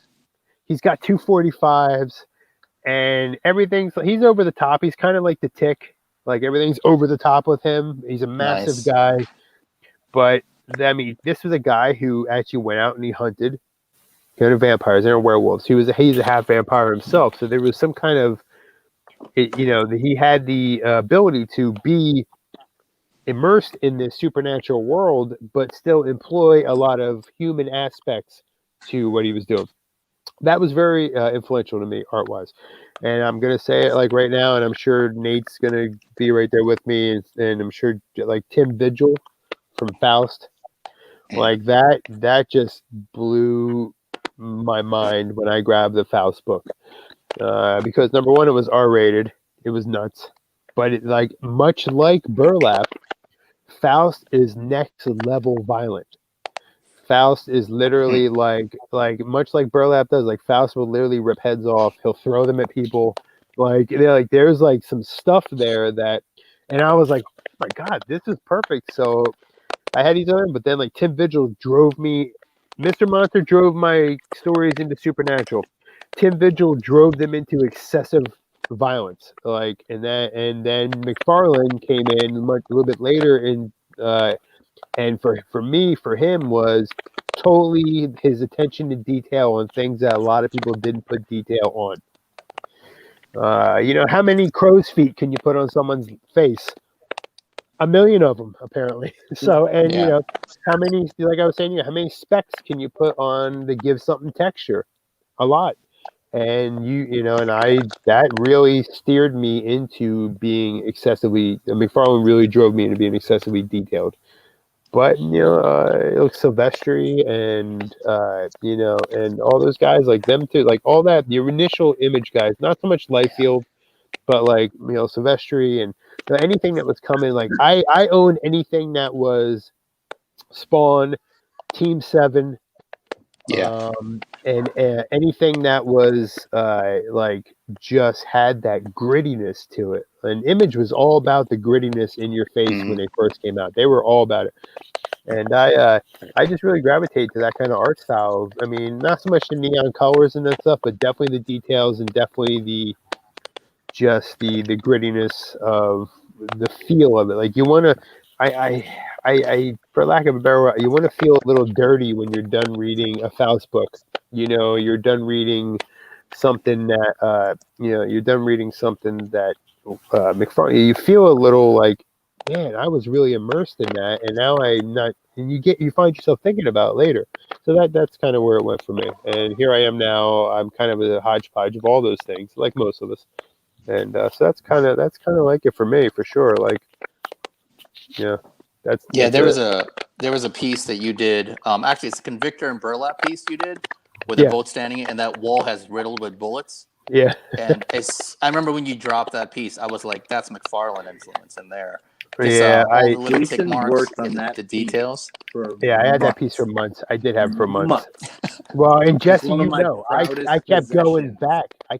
Just for how much work you put into it. Yeah, I kept going back to it, and that's sometimes it's great, but it's also a flaw. It is. That I'll go back in and I'm like, oh man, I think I mean, how many pock marks can a concrete wall have on them? And I at a certain point I have to stop. And but I guess at the end of the day, it's a style. You know what I mean? It's just how it is now, and I feel comfortable doing it. And I feel like if I don't do it, my art isn't complete. So that's kind of how I am now. So, feel you. What's that? You remember that there's a scene in the end of Crick 2 where I had sent it to Jason and Caliber decking this guy in the face. And he's like, you need a tooth, you need spit, you need blood, and and I'm over here like, that's I had already anticipated losing blood. Didn't really figure out the tooth. But he made me happy. It's all minutia, man. It's all minutia. It all helps. And but what we want to know, and we're going to see Chrysanthemum again soon. You'll see her in the Origin books for sure. That's all I'm going to tell you. So, but you will definitely see her again. I'll draw her again. I like drawing her. So she's a cool character. I would like to hear Nate talk. Yeah, Nate, bring it home. Tired of looking at your beautiful bring it home, Nate. Let's hear that. Get a word in. Yeah, try to get a word in, boys. Yeah, it's all you, buddy. Floor's yours. Bring us home. Creative influences. Artistic style. I gravitate a lot towards Michael Turner, who kicked off Aspen. Yeah, good stuff. Very much Todd McFarlane style as well. There with the whole darkness, Witchblade books, anything dark and gritty like that. That's me. I'm all over it. Well, I love Burlap so much as well with the noir feel to it. The writing style, I'm a child of the 80s. I was watching Predator when it first came out with my mum because she didn't want to watch it alone. Aliens, all that kind of stuff. Yeah. And horror. Get into the horror and just take what you like from it. See if you've got any. Well, I had a very bad childhood growing up. That's one thing. But draw experiences from that with what what you've seen, and see if you can tie it all together. That's what I usually do. And just create my own style when it comes to the art. Awesome. Yeah. All right. Okay. Right. So this is the main. Now we're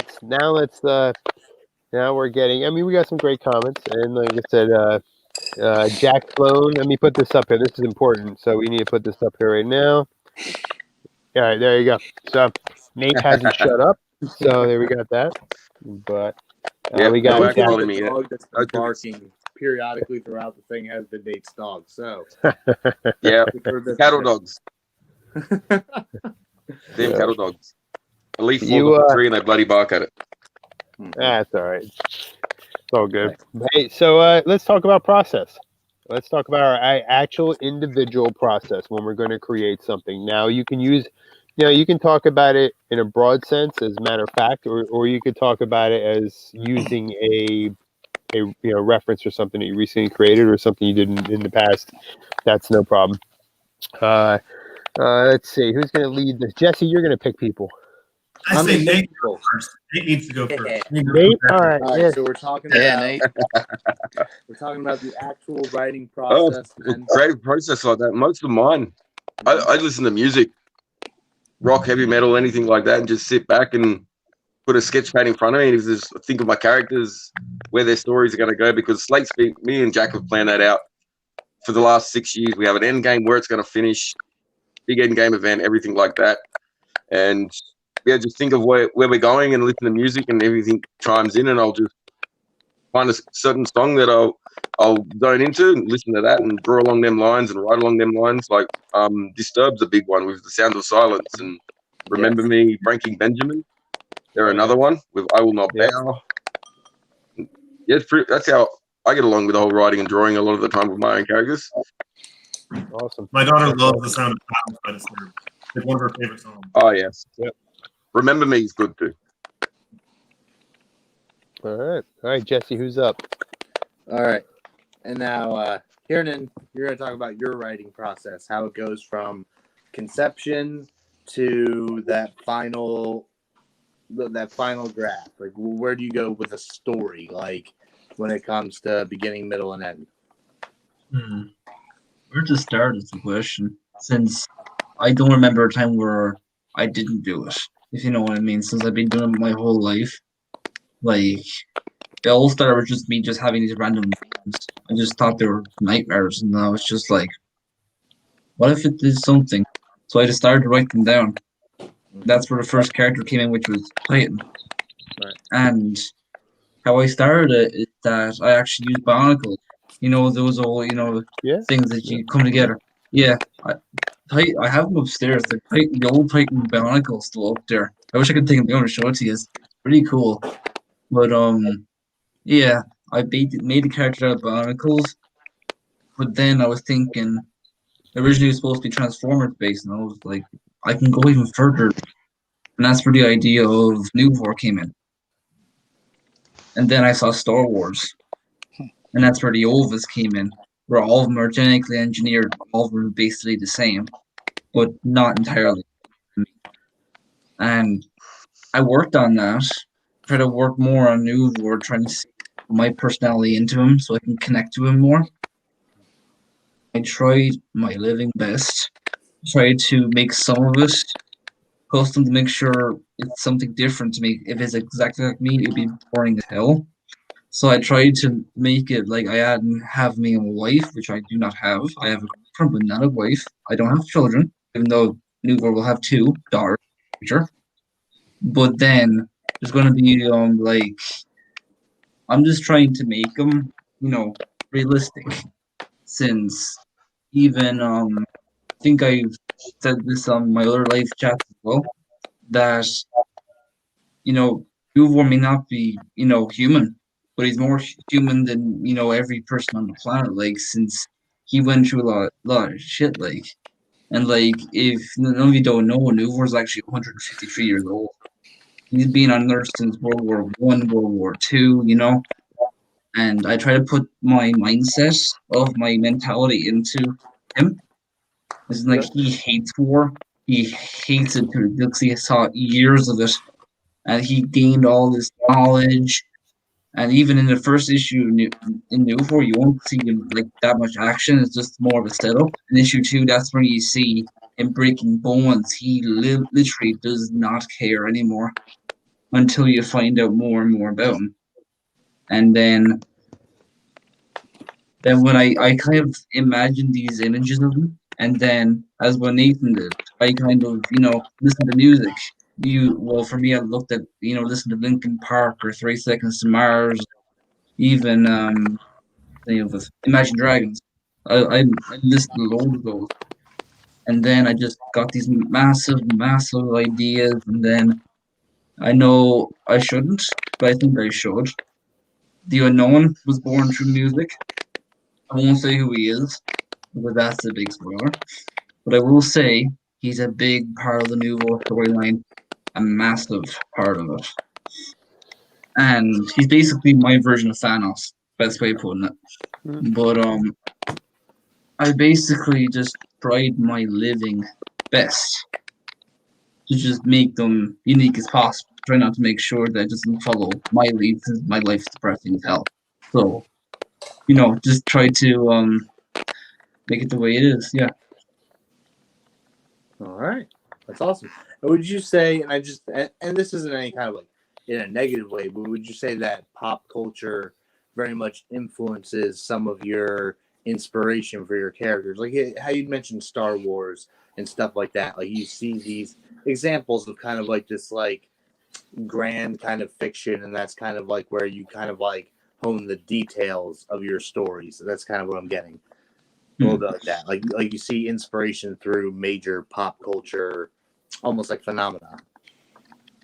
I never looked at a lot of TV shows when I was younger. Like I used to, I never looked at Dragon Ball until I was 19. My the other writer that helped me with Cry of Honor, he introduced me into it.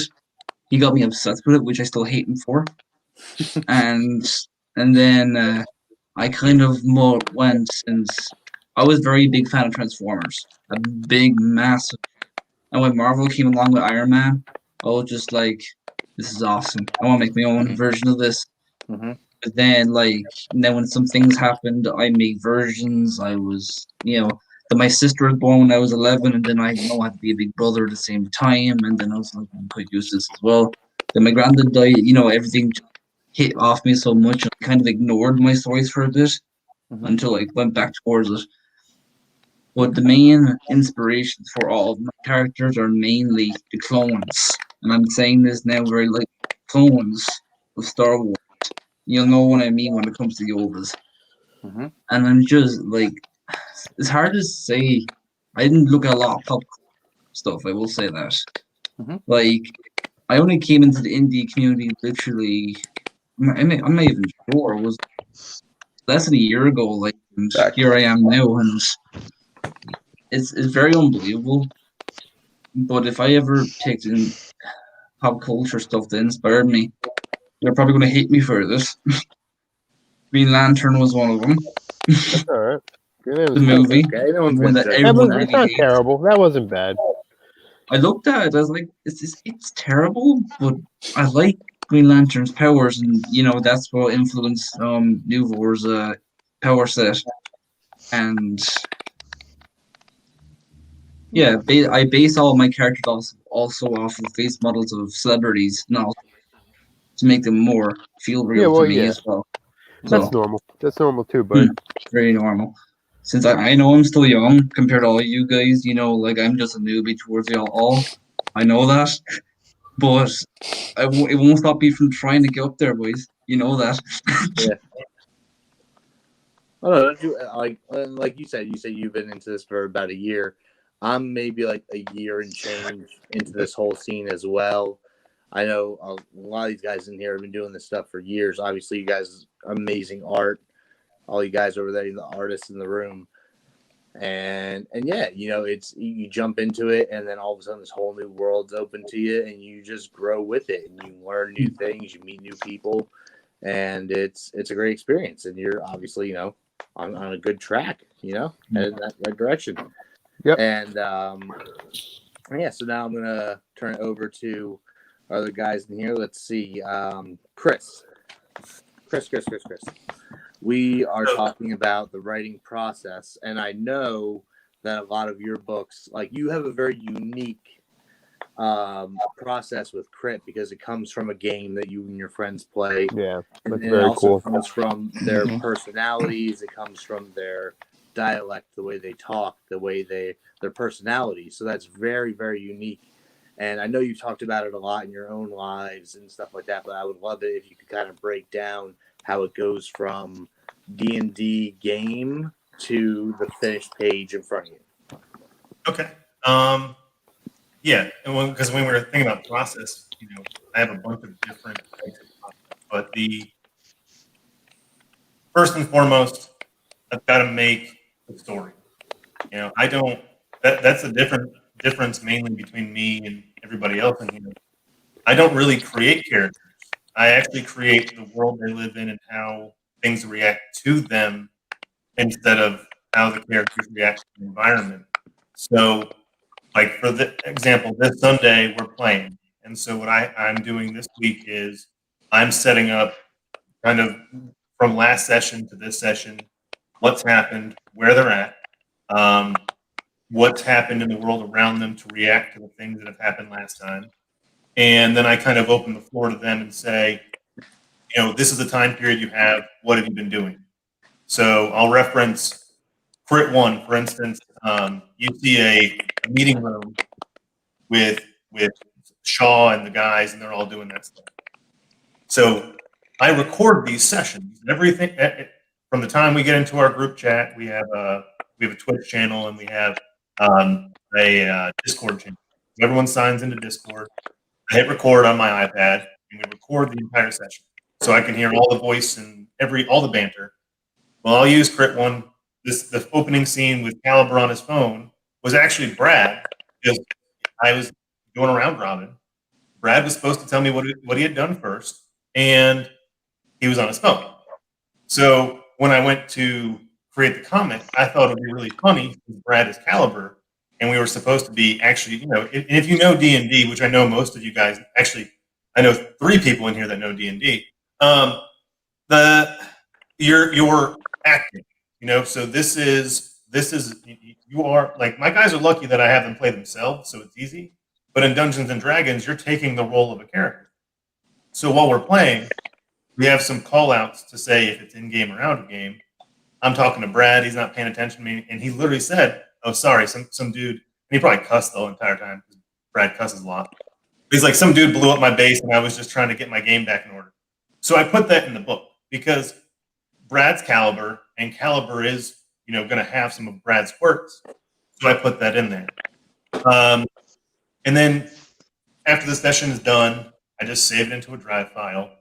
And the month leading up to when I'm going to start writing a book, I literally listen to that all the time. I'll be working out, listening to my game. It's 6 hours long usually. Oh, jeez. So I'm listening to this on repeat because even though I have a pretty good memory, I'll remember the core ideas, but there will be a dialogue piece that sticks out in my head. And you all have seen the fist in our group chat. That scene where Reach says the fist. He says in the game, he's like, "I'm going to give him the whole fist." And it's actually a jab in the game on Boulder because Boulder uses his fist all the time. But it turned into like a joke as I was writing the book that we turned into more. So the process is like a lot.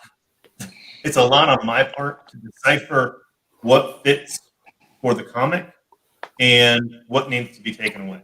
All the fat, if the 6 of us sat around all day talking, I could create a story of 6 people and kind of decipher what you were doing.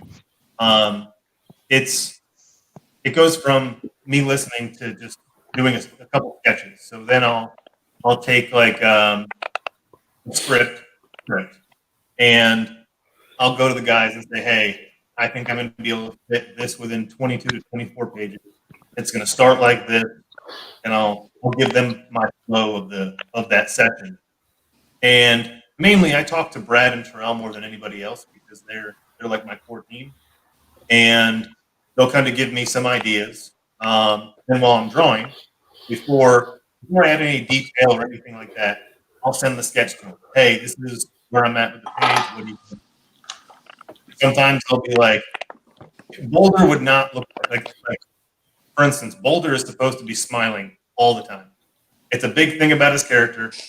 Only problem is Terrell likes to pout a lot. I love Terrell, my best friend. So I told him, I was like, hey, man, like, if you want your character to smile a lot, you got to start being in a good mood when we're playing. he had surgery in his arm, so he was bummed out. And what happened was when we went to actually write his dialogue, he wanted Holder to be saying certain things. And I was like, but you didn't say that. And that's one of the big things about writing is if it didn't happen, we don't want it. We don't want to narrate. We don't want to fix that. Because I think that's a key element to our book is this played out this way on the page. So he had to suck it up. He has some really interesting dialogue because he was on painkillers. So in his head, like, certain things didn't make sense. There's a part where he's like, hey, I'm going to deceive this guy into attacking and like, or intimidate him into attacking me. And Austin was like, dude, intimidation doesn't work that way. Like that was an actual line, and they referred to how intimidation works because, again, Terrell was on painkillers. So the process for me is just so much different. I have 4 or 5 guys writing their characters for me, whereas I watched Jason's process and I've seen your process on paper. You know, you actually have to really think out how these characters are. I'm blessed, man. Like, I just have to go, hey, what would Brad say here? You know, I'll call Brad sometimes and be like, hey, there's a gap in your dialogue here. Like, you just say you're going to do this. But I think he would say something like this. He's like, yeah, I would. Like, that's perfect. Or we'll be going through, and one of them will say, hey, there's like in the first book where he calls out the anime thing. Because I wanted to have them call the names out because when you roll the die, you say, I'm going to use, and you say move. Right. So when they're doing the move, and Brad thought it would be a really cool idea to borderline break that fourth wall and say, like, you guys are calling your moves out like anime and manga. And so we kind of add some of that flavor in a little bit later, and that's for the reader. But the core of the story unfolds how it did. I don't like to make changes because in the vein of D&D, I don't want to succumb to my own like desires of having this perfect story because it's not supposed to be perfect. It's supposed to have flaws. You're really supposed to see my guys fail all the time. There's some scenes that are coming up where, you know, they just hold that, and it's going to be funny. And that's the element that I want to bring to my book. When I go through my, it's long. I think it's actually longer than some people because I have to listen to what they say. And I really try to keep true to who they are. I mean, you would not see Caliber take, you know, pity on this enemy. Like, you just wouldn't do it. Even though maybe in the story it would sound cool if Caliber maybe did this. I know Caliber's not going to have any pity. Brad would. You know, he's a police officer. He works with, you know, a lot of different things. I'm not going to go into his stuff, but he's seen some dark stuff. And he's told me, you know, his version of Caliber is his like escape from some of this stuff. So he doesn't want he wants the core of his character to be understanding of the evil that's in my world. Mm-hmm. If it continues to exist, it's not good. So he just wants he's cut and dry. If you're bad, I'm going to shoot you. You know, if you're robbing trucks and you're shooting people and you're killing people and you're blowing stuff up, I'm not giving you a second chance, man. That's it. So, you know, have to really keep true to them. That's the hardest part of my job, really, is keeping true. In the first book, Brad was mad at one panel. It was done. It was over with. And because I had sent it to him 3 times, I'm like, this is the page. Or I send it to get finalized. Anything you want to change? It's good. It's good. It's good. Mind you, group chat. Everyone's at work. Book comes out, and he goes, why am I on the floor, like, looking like I'm scared for my life? I was never scared for my life in that thing. And I'm like, well, I wanted to draw you with fear in your eyes. And he's like, no. He was so mad. He was like, well, then I'm going to have to fix it with like dialogue or something. I'm more afraid for them than I am myself. I would not be afraid in that situation. And, you know, that's the fun part for me.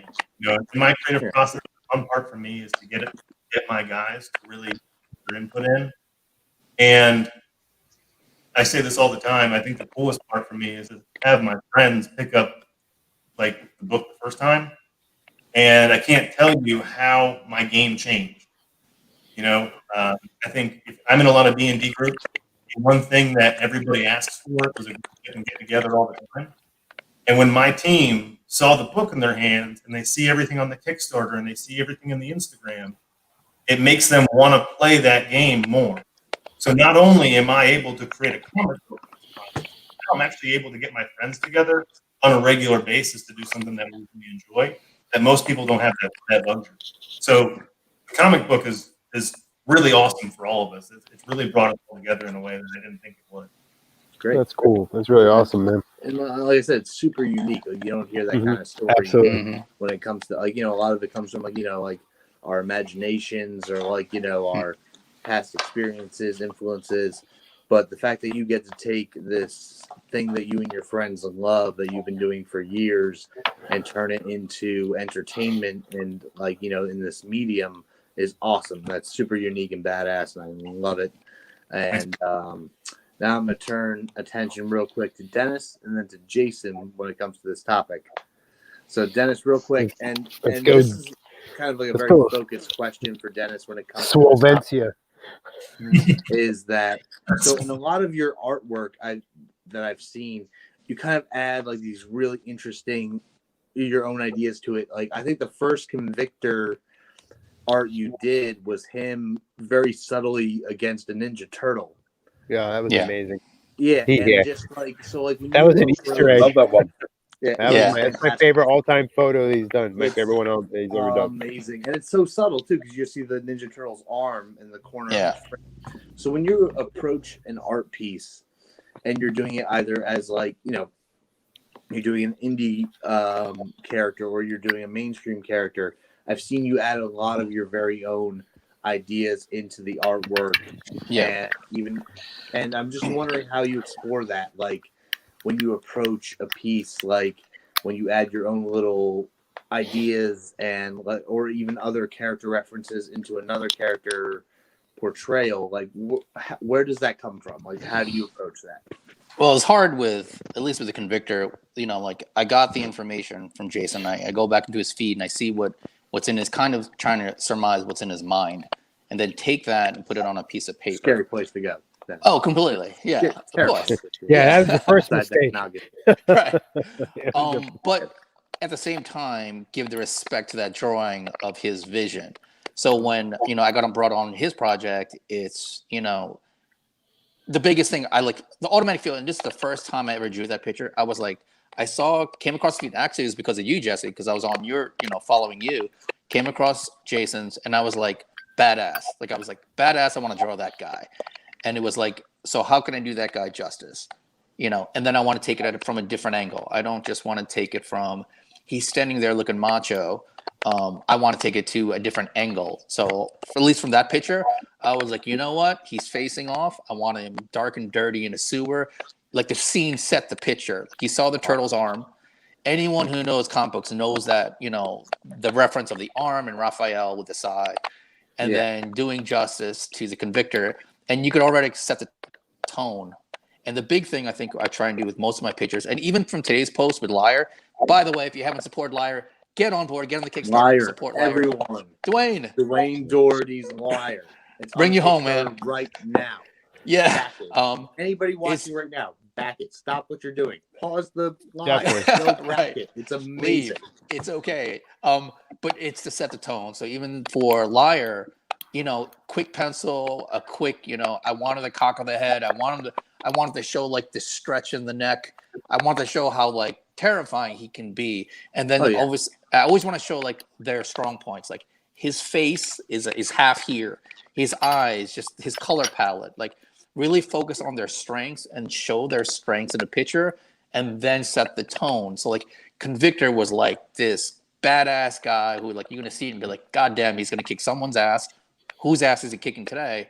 And every picture was like, okay, how, and it's like, how badass can I make it? Or how grim and dirty can I make it? Or, like, I don't want to leave it any question of like, this guy is going to wreck shop. Who is he taking on right now? And it's always about the tone So it's like, how can I capture that tone of the creator? So Jason has this vision. Can I capture his tone and his vision? Dwayne has this vision for Lyra. Can I get that in a picture where you can quickly see it and be like, God damn, that's terrifying. Like, I want to capture that tone. I'm working on that project with you. Can I capture that lightheartedness in a picture of, of youth and happiness and imagination land in a picture where you just turn a page and you see it quickly? That's what I usually do. And it's usually just, I'll start real quick and I'll be like, did I get the tone? And then I start, as I adding more pieces into it, I'm like, lighten this, darken this. And then of course it goes through multiple edits. And that's where I turn to you guys of like, what do I got to fix here?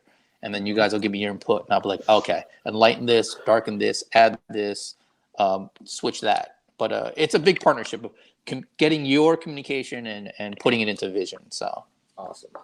Yep. All right. Now we're turning over to the main man himself. Really quick, Dennis. Oh, go ahead, Jess. Go. Yeah, no, you say a bit. I was just gonna say really quick with Dennis in that first picture he did a Ninja with the Comicverse Ninja Turtle. That was also Dennis was tuning into the earlier Crossfires, and there's some Easter eggs in that he did, and it was a nod to what he was watching, listening for the things I've said. Because Ninja Turtles, Eastman's and Lard's Ninja Turtles were a massive influence to me for the Convictor. I mean, just look at his tassels on his on his mask. I mean, that is legitimately where that came from. And he listened, and Dennis would tune in early, and he would listen. He understood that the Convictor does frequent the sewers of Gut City a lot, so it was just logical. I was so blown away when I got it. It was such a logical reach. It wasn't even a reach. It was a logical thing that just I never pictured it in my head. But when I saw it, I was like, this is what I need. Yes. That is still to this day, hands down, it's my favorite Convictor piece that he's done for me. I love that piece. I love the stalking. I love where he's facing off. I love everything about it. Like I said, I have the poster. It's hanging in my studio, and it's amazing to me. And so Easter eggs, and just that he's a Dennis of all people. And I know this is talking about me, but Dennis is very detail oriented. Like I may detail the shit out of a picture. Dennis is detail. Like he will literally ask me details that most people wouldn't ask, you know what I mean? Because he wants to understand. He wants to get inside of the character. And I think as an artist that's working for a company, that's super important. And that's the same reason why I have Nick and him working with me, because if you're going to be as passionate about it as I am, how can that's important to me. That is something I need as a person that's letting someone else draw my character. And I don't mind creative license. Like he added things and stuff like that, and we actually used a good portion of his Convictor design in Hunter's Moon. Like we actually used that costume design, the battlesuit design, has a very specific function in Hunter's Moon. So I liked it so much, and I liked his take on it that we incorporated into the book. So I will say that that in artist interpretation, it's great. Don't ever be mad the way someone draws your character or anything like that, because every artist sees, every person here, every single person here that is an artist will view the same thing differently. And then Nate, you can answer that. I know that for a fact. He draws the Convictor. He draws them just a little bit different than I do, because I don't want to see shit that I draw. I draw it all the time. I like seeing someone else's. I have stacks on stacks on stacks of crap that I draw. I want to see somebody else's interpretation of my guy, and I'm all about it. Like I love it. And so so that's just touching off what Dennis was saying. So for me, process as a writer, I am very much into. I like outlines. I will get an idea. Something will spark for me. And Hunter's Moon was very much like that. We had just a very small idea that grew into something exponentially very cool. And But I usually like write an outline. I'll write an outline first. First, I'll form an idea, and I got ideas that are weird. Like I do a lot of I'm mowing my yard. I own an acre of property. I'm mowing my yard with a push mower. Takes me every bit of 3 hours, and I get some of my best ideas because I'm just in the zone and I'm just thinking about my stuff. I'm out there and I'm just pouring through it, and just like Nate said, music is massive for me. I actually create. My wife is not. I don't think she's not on here anymore. But I actually create soundtracks for my books.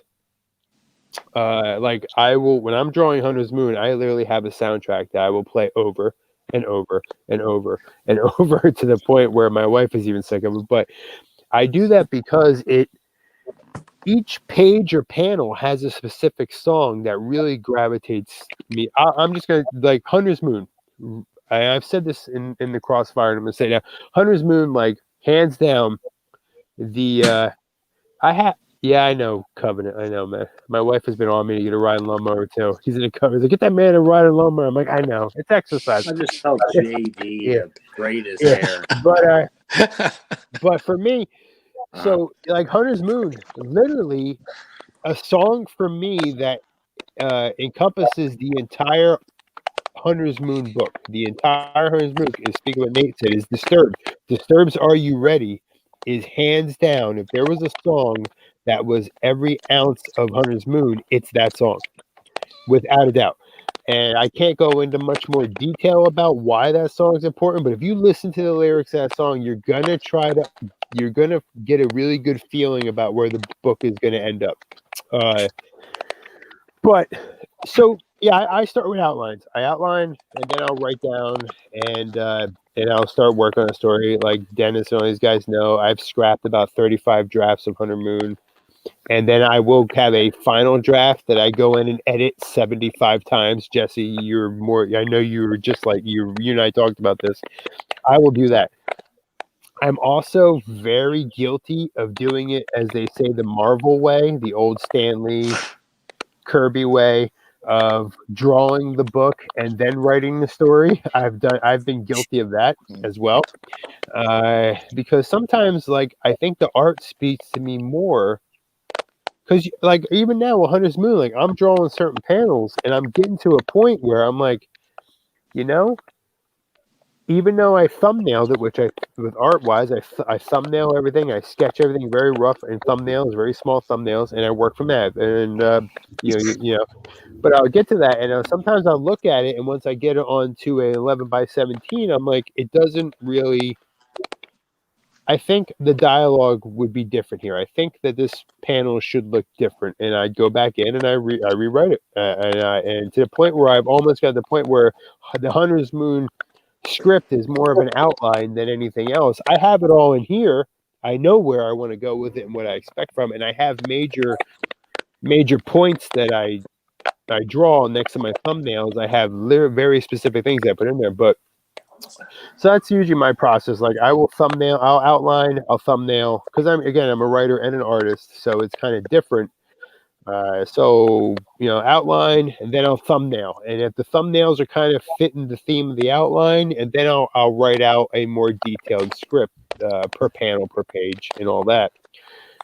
So that's kind of where I go with that, and I do tend to also. Like I said, rewrite the crap out of it all the time.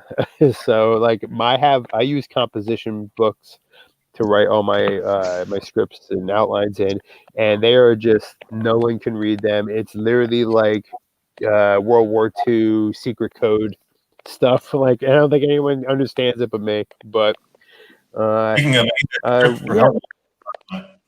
What? Oh no, the Hellwolf stuff. I got an outline for Hell. Speaking of, yes, I got an outline for Hellwolf already. We've talked about this. Most of you guys, Chris and Dennis and Nate are on Hellwolf. I do have an outline for that. We've discussed that. We know where we're going. We just added Conjure to Hellwolf because Conjure. So yeah, so yeah. Yeah. Send me Yeah. I said to Chris in the chat the other day, I'm like, Chris and I were texting, and I'm like, I'm literally scared to death to draw another old school character of mine, because when I draw them, all of a sudden it became super popular, and then I'm like, all right, I guess I have to do something for this character now. So, but Conjure actually fits in pretty well with the Hell Wolf book with what we're doing. So, and I talked to Dennis, who was doing the pencils on that, and I asked his opinion first. I didn't want to drop it in his lap. I asked if he was okay with it, and he is. I mean, he put up that fantastic piece of Conjure himself, so no worries there. But yeah, that's just my process. Like, my process is all over the place. It's back and forth. But I spoke with Jesse, and Jesse says it's normal to be everywhere and constantly rewrite stuff. Yeah, and I really think it's just the creative mind in general. I think that because we're all over the place, and you're always thinking of a better way to portray your character. You always want to get, and I know Nate and Tyrion and Chris and everybody's great. Anybody that writes, you always want to give that to where the reader really gets the sense of your character.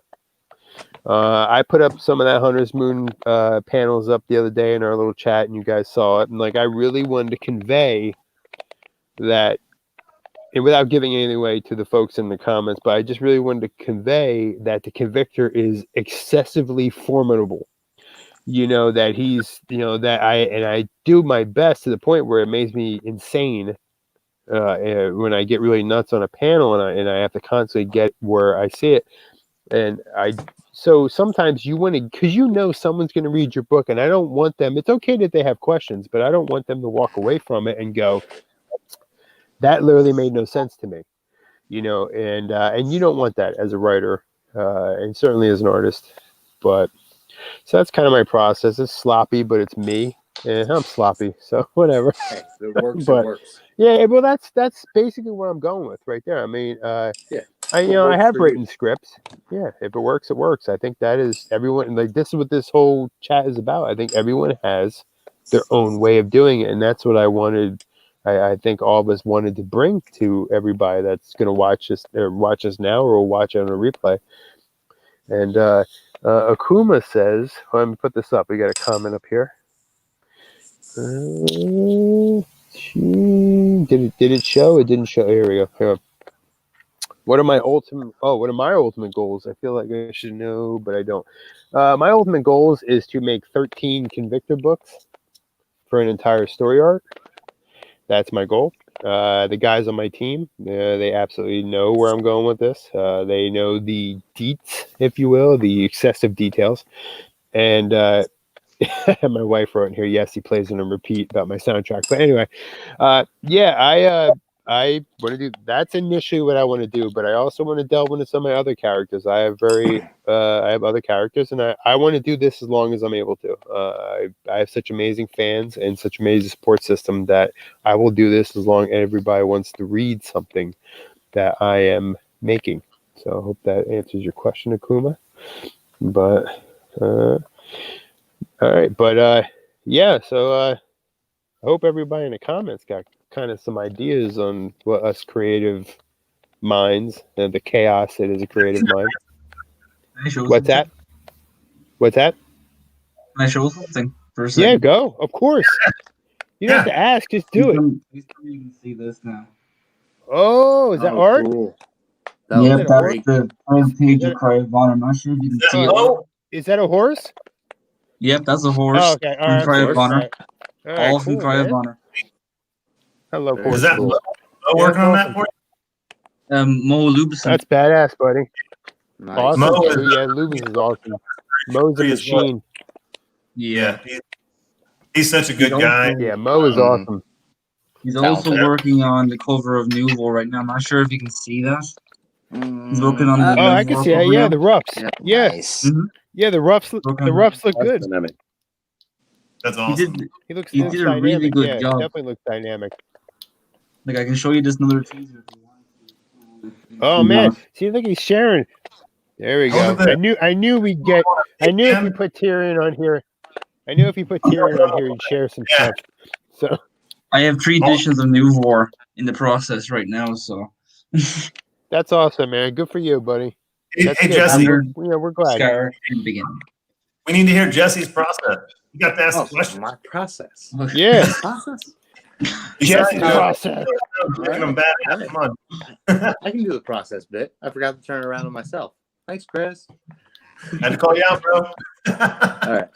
So as far as my process goes, it's a lot like what Jason explained, where it kind of like, that's the thing with me. It's like when I write something, it's not something where I think I want to write this type of story. And then I sit down and I come up with a character. I come up with a plot and other characters. Something has to happen, like completely unrelated. That, like, for example, I know a couple of guys in here have seen it, but one of my most personal projects was a web series I did called Echo Trail.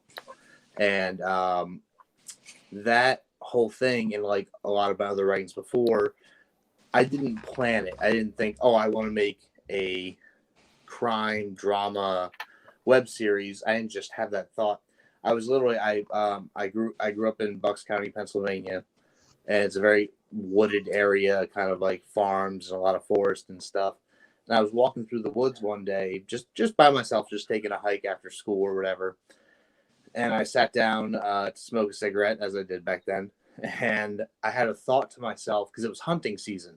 I was not wearing an orange vest or anything like that. I was just out in the woods in a flannel like an idiot.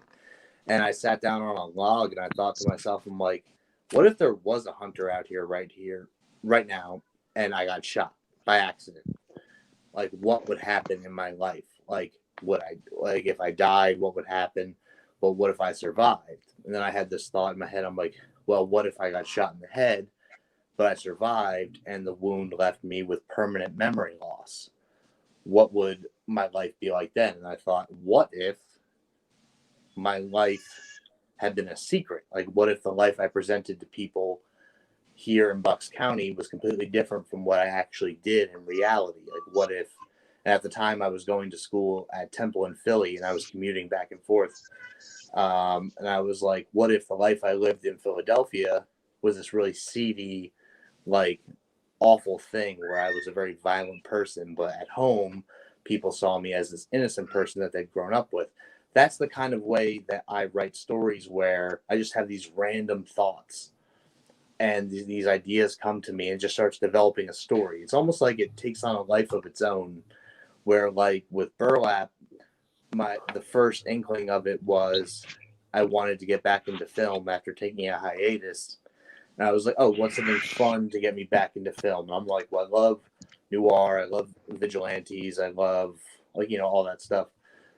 So I thought of, like, this really cool small scenario where it's victims are being attacked by bad people. Good guy shows up to thwart the bad people and save the good people. And then from there, it really started to build, where I figured out who the villains were, what are their reasonings for doing what they're doing. And the biggest thing with Burlap was when I came up with the formula, because that's what makes Burlap what it is that I took the idea of a slasher film where you have your slasher killer, the silent mass killer, and then you have the victims. And in traditional formula for slasher films, the victims are, like, teenagers, partying stereotypes, stuff like that. And they're, like, good, although flawed, and you have this awful killer chasing after them and killing them. I kind of flip that around, where it's like, okay, in this scenario, the slasher killer is the good guy, and the victims of the slasher killer are the bad guys. But in slasher films, like, Michael Myers isn't the main character of Halloween. Jason Voorhees is not the main character of any of the Friday the 13th. The main characters are the camp counselors Jason is tracking down. The main characters is Michael Myers' lineage that he's tracking down to kill, like Laurie Strode or Jamie, played by Danielle Harris. So I thought, wouldn't that be interesting that this is a series that focuses on the villains as this character's victims? They're the center point of this story. And this slasher killer is simply this driving force. And of course, we get into his story. There are moments where, like for issue 3 of Burlap, I had to get into his origin a little more to show where he's coming from. But mostly it's a story about villains. So I kind of look at it through that lens, where my process is I don't think about the hero's journey archetype. And like how Tiarnan was talking about Star Wars, that really solidified the hero's journey of where the story takes the hero in this kind of setup.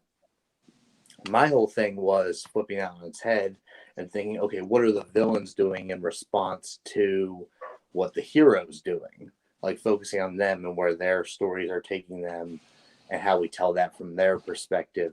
And a great way that J.D. Gonzalez and Jesse Chisholm from Covenant pointed out a while back, it's almost like seeing a Batman story through the eyes of Batman's rogues gallery, like how they respond to being hunted by Batman, how like somebody like the Mad Hatter or the Riddler is running down an alley and they got this giant shadowed bat type thing flying after them ready to kick their ass.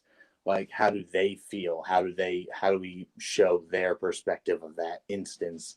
How do we show that whole aspect of their lives? So that's really where my process goes, where I take your stereotypical formula of what a hero's story should be, and I turn it on its head, where I'm like, okay, let's see it from a completely different perspective. And I just try and see it through that character's eyes, and that's where the story comes from. And it really starts to take on a life of its own, where the characters start making these decisions. These characters start saying and doing things. And half the time, I'm just like either writing in my composition book or I'm typing in my laptop, and it's just taking me in a direction I didn't even see coming. Where like okay, well, Chuckles and Cottontail and Bones are doing this, this, and that. And then I have a thought, and then I just carry that on. And all of a sudden, there are other characters that are now involved in situations and backstory and stuff like that. So it really just kind of evolves as the writing process goes. But it initially starts with just that idea of looking at a scenario through a character's perspective and then taking off of it. And that's pretty much the process. I gotta say, man, I've said this before, but your book is the first series in a long time that I've not been able to put down. I know you had bugged me about reading it, and I felt really bad because I was sick, and then I had the Kickstarter launching, and I just couldn't focus. And the day I sat down to read it, I was just blown away. Sitting at Brad's house right now, I know he read through it, and he was blown away as well, which is a huge thing because he actually doesn't read comic books. He'll scroll through. He's more of an anime fan. And so he keeps up on the stories and the characters, but not really big into comic books. So when he read them, he called me and said, "Yeah, tell this guy this is really good. Like this is good story." That means a lot. That means the wolf is awesome. I read it back to back myself. I couldn't put it down either. No. Jason's a little biased because he's in it. Yeah. My daughter walked in and was like, "What is that?" And I said, "You can't look at this, honey." Oh yeah, she's don't show a child she's those super books. sensitive too, and so anybody in here, do not show a child those. Yeah, don't show it to your kids. I feel like I always remember an interview with Robin Williams where he's talking about Death to Smoochie, and they said Robin Williams, "Oh, it's a kid's thing." He's like, "No, don't show it to a child, please." And that's my same mentality. Please don't let a young child see these. But anytime I have a book out, my daughter walks by and she's like, "Is that Burlap? Is that Burlap?" I was like, "No," and she's like, "Okay, then I can look."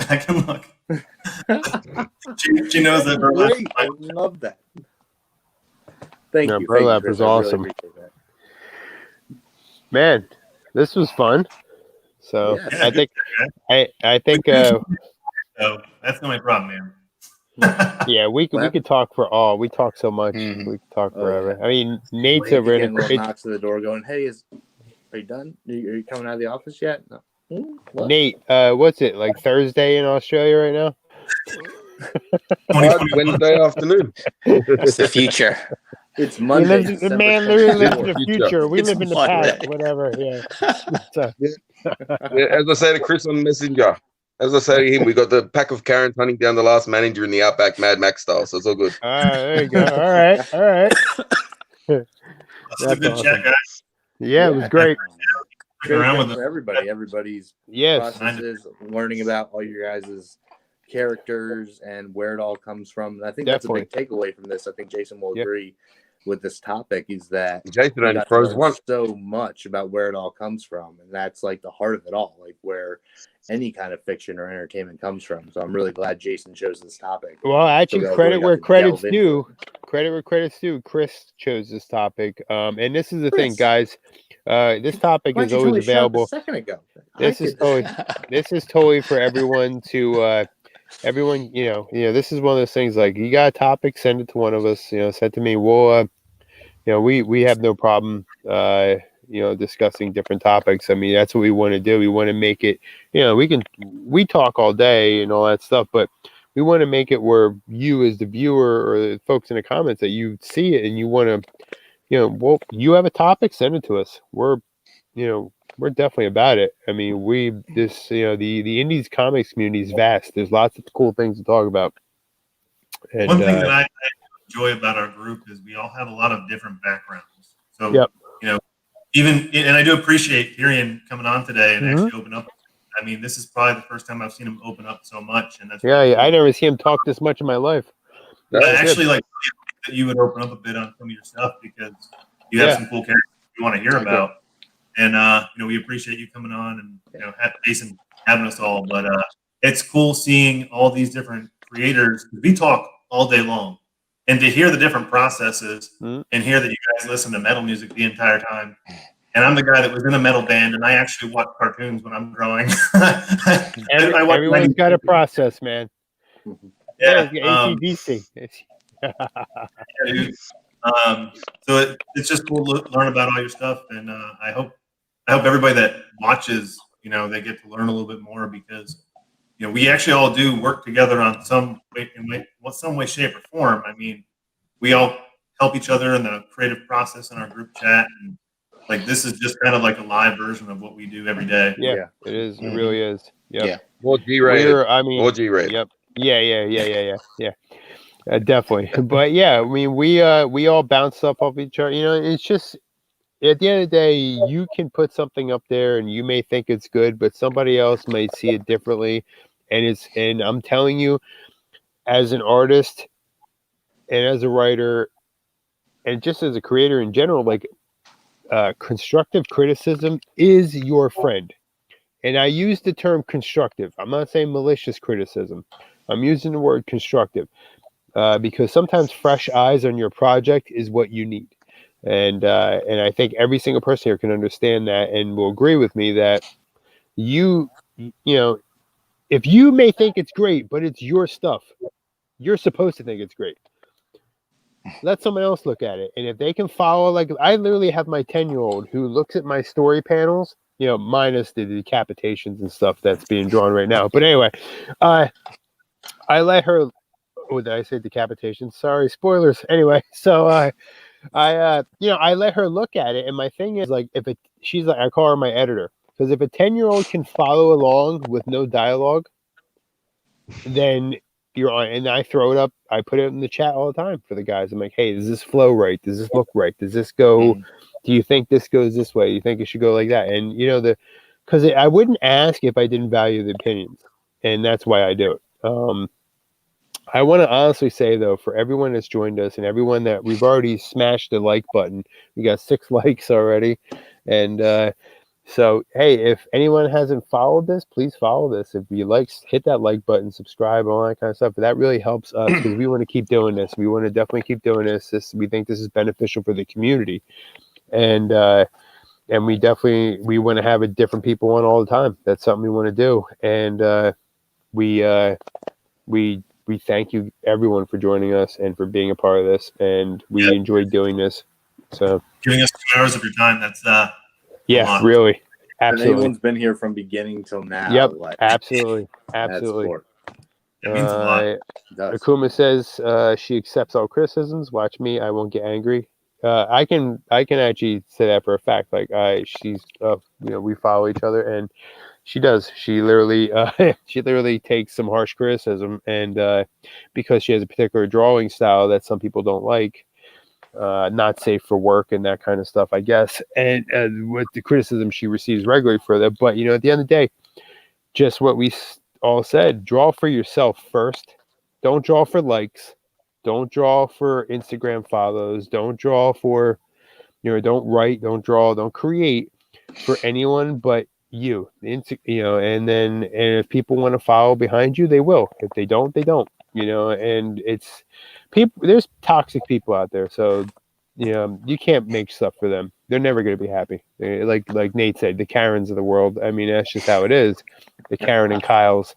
But yeah, seriously, this is something we're going to do regularly. So and even though it's a Pharos creative studio thing, this is very much, we want to rotate it in a different creator at least every time we do this for, because it's not a, if you're interested in doing this, send me a DM. We'll get you on here. And I know Dwayne. Yeah, get all up in my inbox, as Dennis would say. Nice. Deep in the inbox. That's what Dennis said. Yeah, you got to slide into it, right? But seriously, grease that up.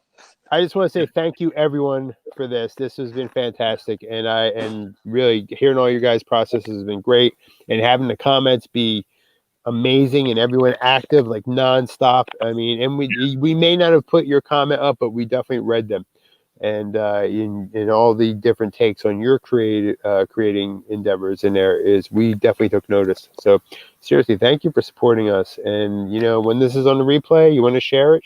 You want to come by next time. We're going to put up we're going to discuss our next date, and then we're going to start putting together that program as well. So I'm going to sign off. Go ahead. The big thing is we're going to continue to create like our books and everything else. And this is a good outlet for us to talk about it, because I talk to you guys every day and I see your work all the time, and now I actually get to have like an idea of what the process was going into that. So I mean, it says a lot. We talk to each other every day, and I'm still learning stuff. So yeah, absolutely. So, Chris, Dennis, Jesse, Tiarnan, Nate, I thank you for wanting to be on. I know it's very late for you, Tiarnan. That's amazing. Yep. Thank you very much. Jesse, I know trying to get Jesse on anything is damn near impossible. And Nate actually uses a time machine to come visit us. So this is pretty cool. Exactly. So, seriously, guys, thank you. Thank you for everyone in the comments. We really appreciate all your support. We love you guys. All right, we're going to be signing off. Good night, everybody. All right, guys, just to put us in the green room right now. And now.